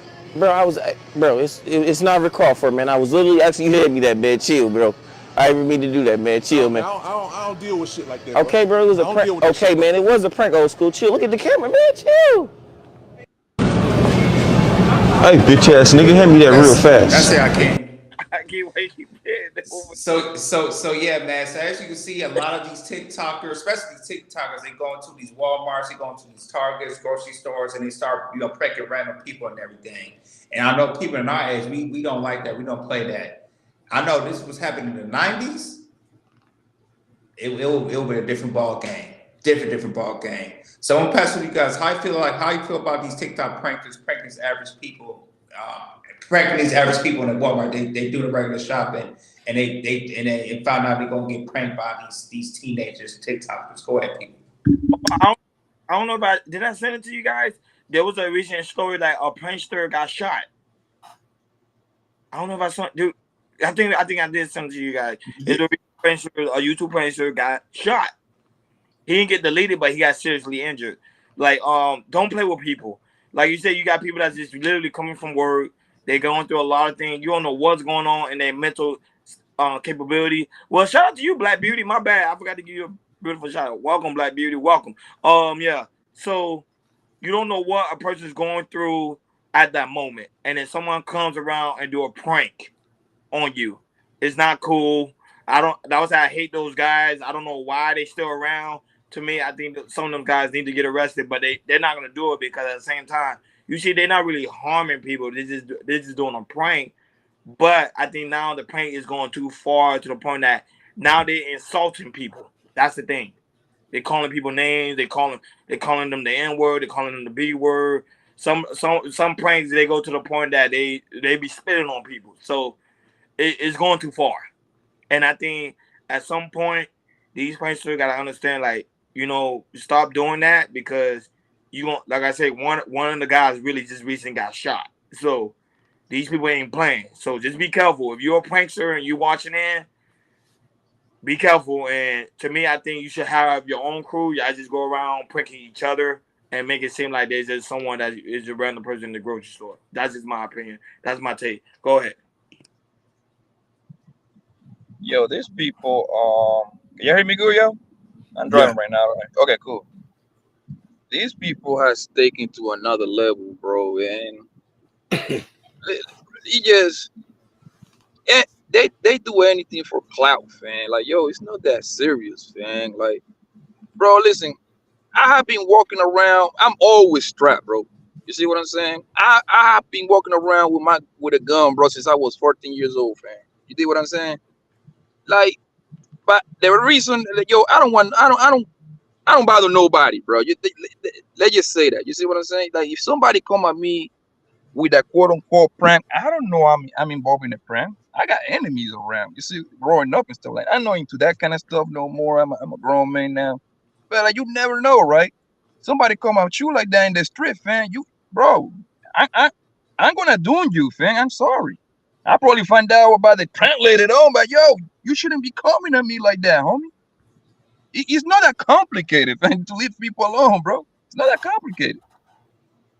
Imagine I'm pumping my guys and some nigga come over here on some aggressive form, like, bro, I'm gonna do you right there, bro. I ask questions, yo. I'm a believer that shoot first, ask question later, man, because anything is a threat. I'm sorry, maybe it's wrong for me, but I don't know what your intention is, bro. I gotta go home, right? I feel you on that. There was a Ron Prankster. And he was in London too. This happened a couple months ago. I don't know if you guys heard on it. He went viral. He was on a Piers Morgan show in London. This man, it gets so bad that this man knocked on somebody's door and just went to go to random people's houses in the UK. And there was one time he got arrested for it.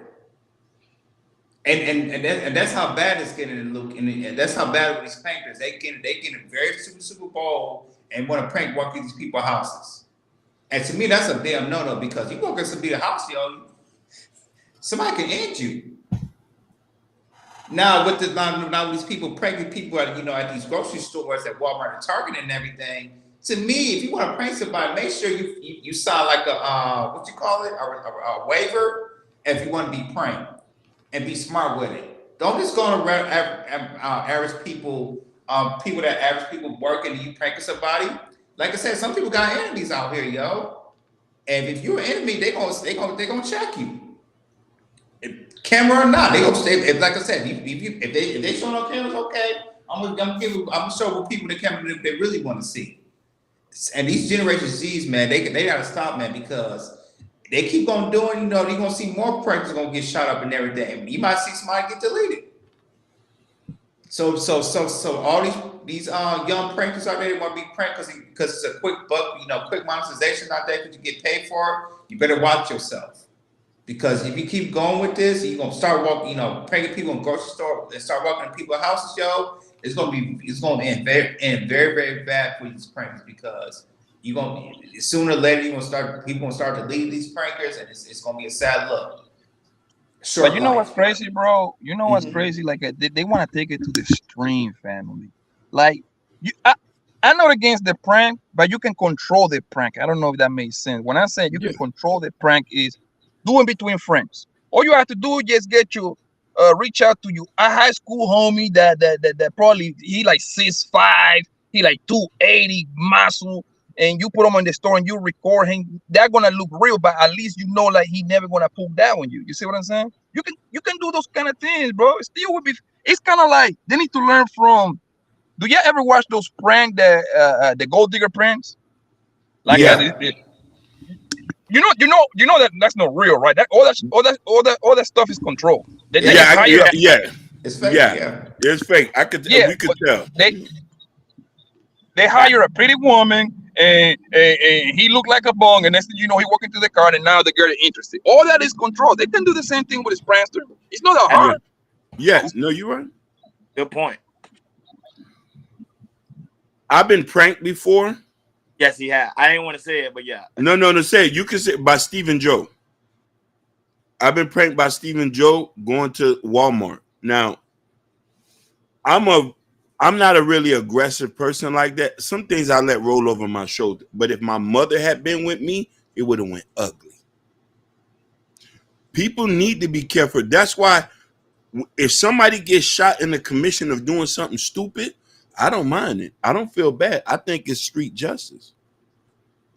Bobby Bryant says, I'm not playing with nobody. Where you play is where you lay. And that's a fact. This is the cesspool of YouTube. This is the cesspool of Instagram, Snapchat. These guys don't know how to make no good content, so they're trying to go for the most extreme thinking that this is going to propel them to stardom. Big companies ain't going to want to deal with you. You ain't going to get no book deal. You're going to end up dead or in jail. We have countless examples of the Kia boys getting shot. When they try to prank Mano jacked this young boy up, slapped him up in front of everybody for trying to touch his chain. You got, I don't know if you ever seen the country white dudes who walk around with the jumpsuits and say, get me that boy. They've been punched numerous of times by black men. The next level is death. Just like the other Queen sister just said in here. You can't go, and listen, there was a bunch of white boys who used to go around in the hood almost, they done been bucked at numerous of times. Don't play with people. I don't play with people. I don't play with people mamas. I don't play with people children. I don't play with people grandmothers. I don't play with people at all. I live righteously. So I ain't trying to get involved in it. Please don't play with me because we ready to go to prison. Just like what Poppy said, we bought that action. Yeah, but the thing that we live in, we shout out to Jordan's wife. She's also in the chat. Shout out to her, the queen of Chaos Radio. That's the thing. Because remember, we live in today's society where the new currency is views. It's not money. Yes. It's views. So people say, okay, I gotta find a way to make Sherry Bryant get upset at me so I can go viral. Or Bobby Bryant. That's the issue we're facing in today's society, is because the view is what people think I need to get. Like you said, I came with the truth, and like Poppy say and Jordan say, I'm trying to get that big hit, that one big hit, that one video that's gonna make me pretty much go viral. And look, I'm not gonna lie, look what happened with him and that veteran guy. He did get the 1 million views. Now he got 15 million people watch that same clip over and over and over again. And then now you got the young generation say, okay, if he's able to do that, then I can do that too. Go ahead. The sad thing about that is you're telling the truth, and this is going to get started. How much you gonna make off that? Other Army and Navy guys gonna look like we just disrespected a veteran instead of the young boys trying to do the work what we did in. I want everybody to know this coming where we at right now, us getting to this point, we just getting started. It took us 5 years to get to this point here. Success takes work. This is the thing that young people need to understand. Success takes works. There's nothing overnight. There's nothing fancy about this. Don't let the glimmer in these guys' light get you misconstrued or make your mama come visit you in a coffin. When I learned the streets wasn't real, I walked away from it. I said, man, I ain't getting rich off this. I don't got nothing to show for that. That's why I got more money now working a regular job and when going to school than I ever did being in the streets or doing anything dysfunction. It takes work. You have to work at it. Somebody who work at Burger King can be successful. Somebody who cleans trash can be successful if you know what you do with your money. So that stuff that guy doing, he's not going to be famous like that. Nobody's going to give you a record deal. You're going to get punched in the face.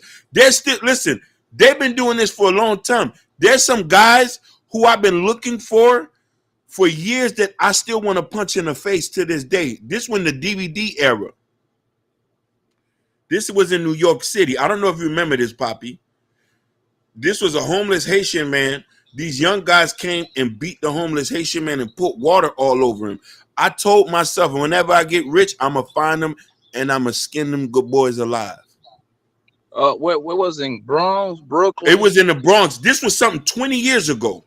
This was something 20 years ago that happened. Oh, you talk about like Smack DVD and Smack DVD. But listen here, yeah. I was so traumatized by it that I seen people picking on somebody that wasn't. And this is what this guy is doing. It's people like me who I might see that young dude. I might want to punch him in the face just off GP because I'm not scared. I'm not scared like because you want to know where I live for real righteous. I don't like people picking on people. There's real bullies out here. Exactly. I hate bullies. Yeah, I just like bullies. I Yeah. just like them. I wouldn't even call them bullies. They just pussy because listen. And I know I'm gonna contradict myself, but I was bullying, but I was bullying all the gangster niggas because that was my thing. That we was on the street, we was doing the gang thing, and we was gonna bully all the gangster niggas to see who's the big dog. You see what I'm saying? It's different. But you were standing on business. You wasn't bullying nobody that was weak. There's a difference. You heard me? Yeah, I heard you. But I say you wasn't bullying.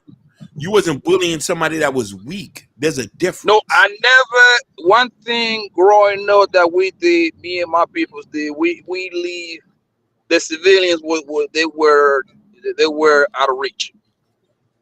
Civilians they out of our radar. You see what I'm saying? Natasha said if the new currency is views, it needs to be devalued. Right now, can you hear me? Yeah, we can hear you. Credibility and trust can earn you in other ways over time, namely wisdom and consistency. That's how we're going to beat this game. Not trying to shoot up like this. The consistency in putting the work and putting out something of value, you're going to last long in this game. I wish I could teach these young boys that you don't have to go this route to do that because they're only perpetuating an image that's just not true. Fact. You're not going to get rich like this. And I try to talk to my nephew about this all the time. He sees Quan. He sees these young guys who do that they're living in these houses. I said, all this stuff are renting. These guys don't got money like that. Preach on it. Facts. These guys don't even. It's just like regular scammers living in Miami. Oh my God. We know, listen, the scammers' time is up by the end of the once January come time, it's indictment season. I was telling somebody the other day, I said, you're gonna go to prison soon. He said, man, that's about that. I say, bro, you out here messing around. You don't think they watching you? Yeah, they're watching. They're watching, especially now. They're watching the Cash App because now what they're doing now, people could do research. People that getting money from Cash App, they actually doing you actually got to do they actually gonna do an audit on that too. Yeah, making off Cash App. So it's gonna be really hard for a lot of people out here in the streets that say, "Oh, I'm making thousands of dollars." You got to report all that to the IRS. So a lot of these people are in big trouble coming in. Come on, we live legit, man. We can go out here and walk and do the thing, but these young guys don't understand that. So that's why they think this is the quick way to get rich. There's no quick way to get rich. Yeah, there's no. A billionaire will tell you. They say there's no quick way to get rich. They would tell They're you. none. Some of these guys took a whole lifetime for them to amass this amount of wealth. And after that, sometimes take them to their 70s. 70. Come on, listen. There's a video that's out here on the Social Proof podcast. It's the girl. She did a list of all the guys who became multi-billionaires. They all started when they was 40. 41, 42. The Kentucky Fried Chicken guy, he didn't get rich until he was 60. He didn't see the business amass this way. Paul Mitchell died before Paul Mitchell Systems became a multi-billion-dollar thing. Facts. Yep. Warren Buffett. He didn't become a billionaire until he was in his 70. He's 70 now. He just now touching money, and he still doesn't even spend that much. He still has a flip phone. That man still got a flip phone. So we're talking about the illusion of money got these kids messed up. But here's the messed up thing is this. Miami, New York City, Los Angeles, and Houston, and Dallas, these places make kids feel inadequate for being regular. That's why they're doing these things to think they can get to a point. No, kids, you're just fine just the way you are. Listen, I think every day that I grew up poor. I think that every day. Listen, I had a wonderful childhood. Wonderful friends. Eating quarter juices, pig feet at the corner store. You know what I'm trying to say? You can't buy that. Bologna sandwiches, ramen noodles. Oh, come on. Listen, let's not forget the mayonnaise sandwiches. Yep. What about the sardine meals? If you from the Caribbean, your parents made you some white rice and cooked the sardines with some sauce, and you ate that for a meal. That's facts. That's the struggle. Come on. So when I see kids are so enticed by Gucci, Fendi, Prada, Louis, and I say this a $500 bag, $600 sneakers. Oh, I gotta be like Quan. Do you think Quan can afford a 72 McLaren? Not that, but there's a lot of these women, they really broke. Like when you see a woman with a Chanel bag, majority of the time they max out their credit cards just to get that Chanel bag. Like for real. And listen, I love the queens, but Queen, they be going crazy, boy. Queen, you want a nice regular life. And here's the issue too, what we have too.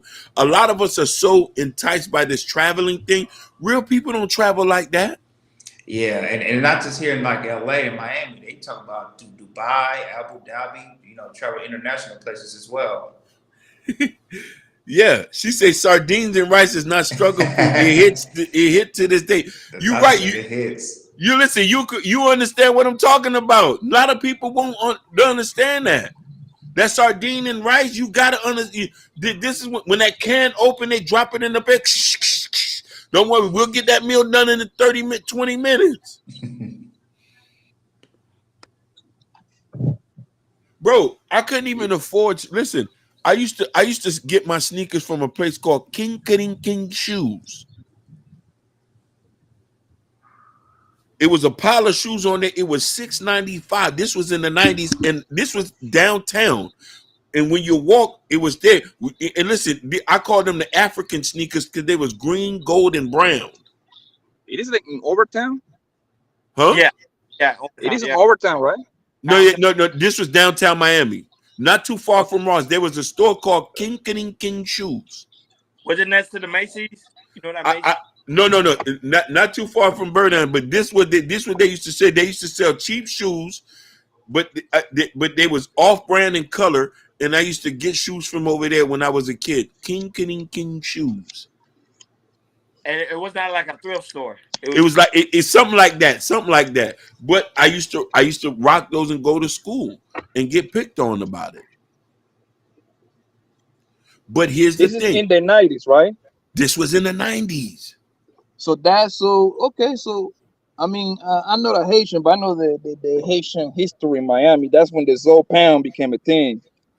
I don't even know what that is. I grew up in Liberty City. Yeah, you was across the bridge. I mean, I don't even know. Listen, what them Haitians was doing over there, I didn't even understand that. Because I grew up, my best friend's last name was Brown and Plumber and Kitchen. Americans. That's all I know. This is why I talk the way I talk.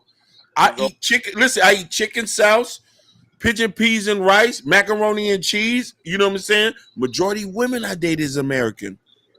But the reason why I say about the Zoes is because the same thing that happens to you, it happened to all this soul that got the whole Soul Pound thing rolling. They used to go to school, they used to get picked on, and they wasn't happy. But a lot of my homies in Miami are Haitians, and my boy's cousin happens to be Macazo.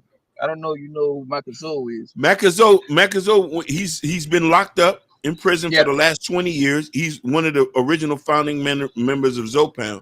Now, I know that one of my right hand men. Okay, So they like, and when I went to school there for a little while, I went to school over there, so that's how I got cool with them. And when I go to their house, bro, it's all love, fam. Like they mama cook for me, man. I be so much in the Haitian people house, bro. I learned how to cook grill, man. They teach me how to cook grill. Yeah. So it's real. No, definitely. But here's the thing: Miami is a melting pot, and it's a melting pot. But at the same time, it's kind of divided because every city got their own people on their own type thing. It's kind of like New York. Yes, but I get what you're saying. Yeah, but I'm gonna tell you something. As I get older, I don't blame a lot of the kids that was growing up. I don't think they understand what they was doing. Because we're talking about the 90s where culturally people didn't understand this, because if a lot of people understand history in its sense, you could be black. Listen, you could be black and be Puerto Rican, but they call you black. You wasn't Puerto Rican. They still considered you Black American. Same thing with Haitians at one point. And that's how I grew up. You see? Same thing if you was, listen, my friends who was from Boinki, they all was dark skinned, and they used to try to tell people, and a lot of people used to get mad at them. I try to explain to them, I say, in their country, race is not a concept. They believe in nationalism. You feel me? Same thing with Dominicans. Dominicans don't identify as black, but they say, I'm Dominican. Same thing with Colombians. Colombians identify as Colombians. They don't understand the whole race concept as we do here. But as you come here, it's all blended in one. But at the end of the day, that is correct. Facts. At the end of the day, we're all family in one pot. It's just different blocks. But the point is, the kids that are coming up from under here who still deal with it, they don't have it as bad as we grew up. We understand it and conceptualize it, but we're trying to teach these kids being yourself is the best thing. Where you come from, who you is, who your mama is. If you come from the pork and beans, you got to embrace that. Don't mean you got to live like that. If you come from over town, if your mama Haitian, but you from Little Haiti, you know what I mean? If you Puerto Rican and you from Orlando, you know what I'm trying to say? We got to embrace who we are as people, so we can see for the future. But you know what I mean? We can't be enticed by idle things and money, because money fades. I'm not enticed by money. I've had money before. I've been to Paris, homie.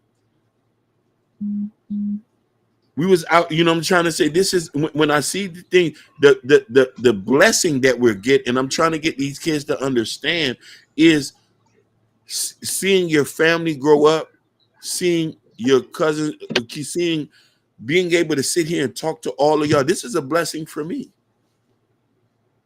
No, you know what I mean? I can't. You ain't lying. You ain't lying, boy. You speaking some truth. You see what I'm saying? Listen, these guys was at a birthday party the other day. I don't think he know how happy they was to see them guys come to their birthday party. They was, you know what I mean? And they was talking about it the whole time. Like, yeah, my niggas came and see me. I say they been doing that. You see what I'm trying to say? My sister brought her kids. I was able to sit with my new nephew and niece, and we ate Thanksgiving. I'm like, man, you can't buy this. A Gucci bag can't replace that. Facts. No, it can't. You know what I mean? I'm not gonna do ads and this. And if God want me to be rich, and I tell this to any kid, if God wants you to be rich, you'll be rich. If it's in your life, yeah. You're saying some real shit though, because that's why and it brings me back to what I'm saying. Social media has messed up a lot of people's way how they look at life, bro. It's simple as that, bro. Men and women, you have messed them up, but I think social media messed up women even more, right? Like what you're saying is true, bro, because like before I start doing this YouTube stuff, right? Mm-hmm. I never knew that it was some African Americans that have beef with immigrants. I never knew that, bro. I never seen it. And I'm talking about, because to me, and let me correct you real quick. Like in Colombia, we got racism, but it's not like over here, like in America. Racism is everywhere that is black and white people is gonna be racist. We got it. It's not like but it's not like in America, because we're in a different place now, right? Yeah. So like I didn't know like people got this much beef between one another.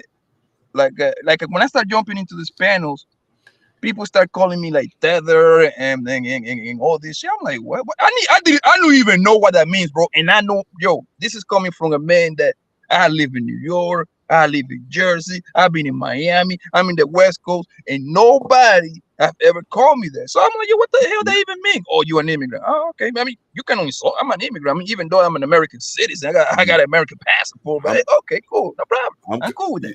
Yeah. But that's what I'm saying. The internet have messed people's minds. So because face to face, these people wouldn't call me none of that. You see what I'm saying? It's different when it's live. It's different when you face to face with the devil, bro. You see what I'm saying? Like social media have encouraged people to say a lot of things that they don't got the balls to tell people in their face. And to be fair, bro, I ain't gonna lie to you. That the other name, that should sound funny actually. That sounds like a cartoon actually. And then they start going back and forward like, oh man, these people coming into our country. I'm like, bro, most immigrants that I know, they just go to work and stay out the way, man. They don't bother nobody. Yeah, that's facts. Like, you know what I mean? They don't bother nobody. Facts. They don't even want to be seen, bro. And this is for a lot of people from different like countries and stuff like that. Haitians. Like I always joke with my homies, like, yo, there is no harder father, father that is hard on his kids than a Haitian father and an African father. Oh, y'all hard on y'all kids. But I thought we were hard on our kids, man. A Haitian father, oh my fucking God, bro.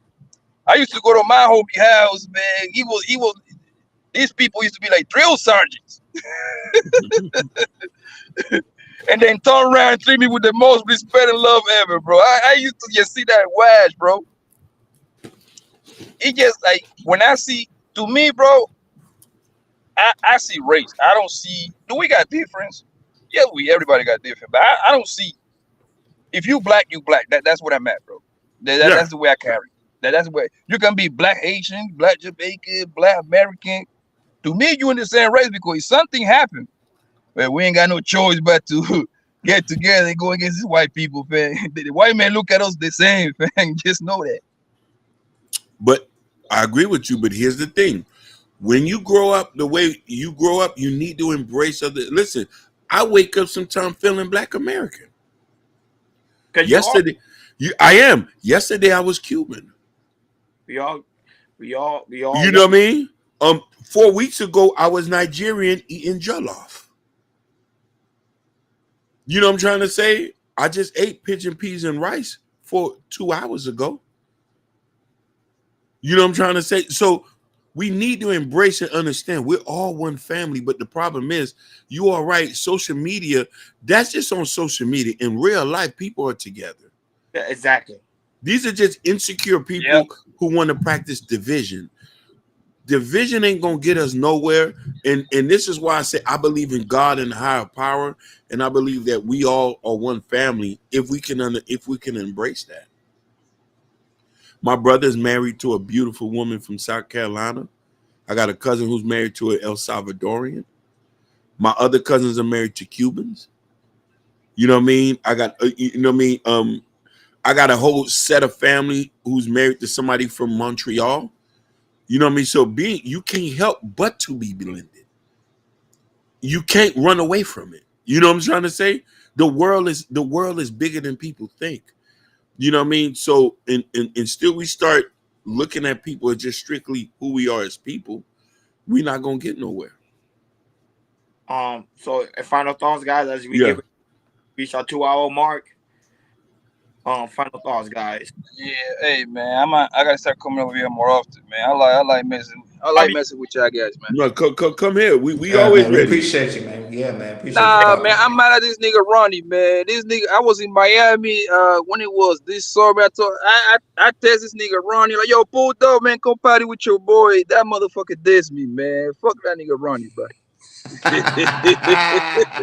And you know what he did? He hit me 3 days later talking about my work. Hey, Ronnie be working. I give it to Ronnie. Ronnie, he do be working now. I give him that. He do be working. Man, we don't work for the white man, man. We gotta chime him down, man. We gonna get this popping over here. Hey, no, good stuff, good fellas, man. I'll see you later, man. Thank you, all right, man. Appreciate you, Poppy, man. See you soon, man. Oh yeah. Any final thoughts, the guys as we close? Shout out to Poppy. Y'all can subscribe to his channel. His channel is Poppy Blanco TV on YouTube. So y'all can subscribe to his channel.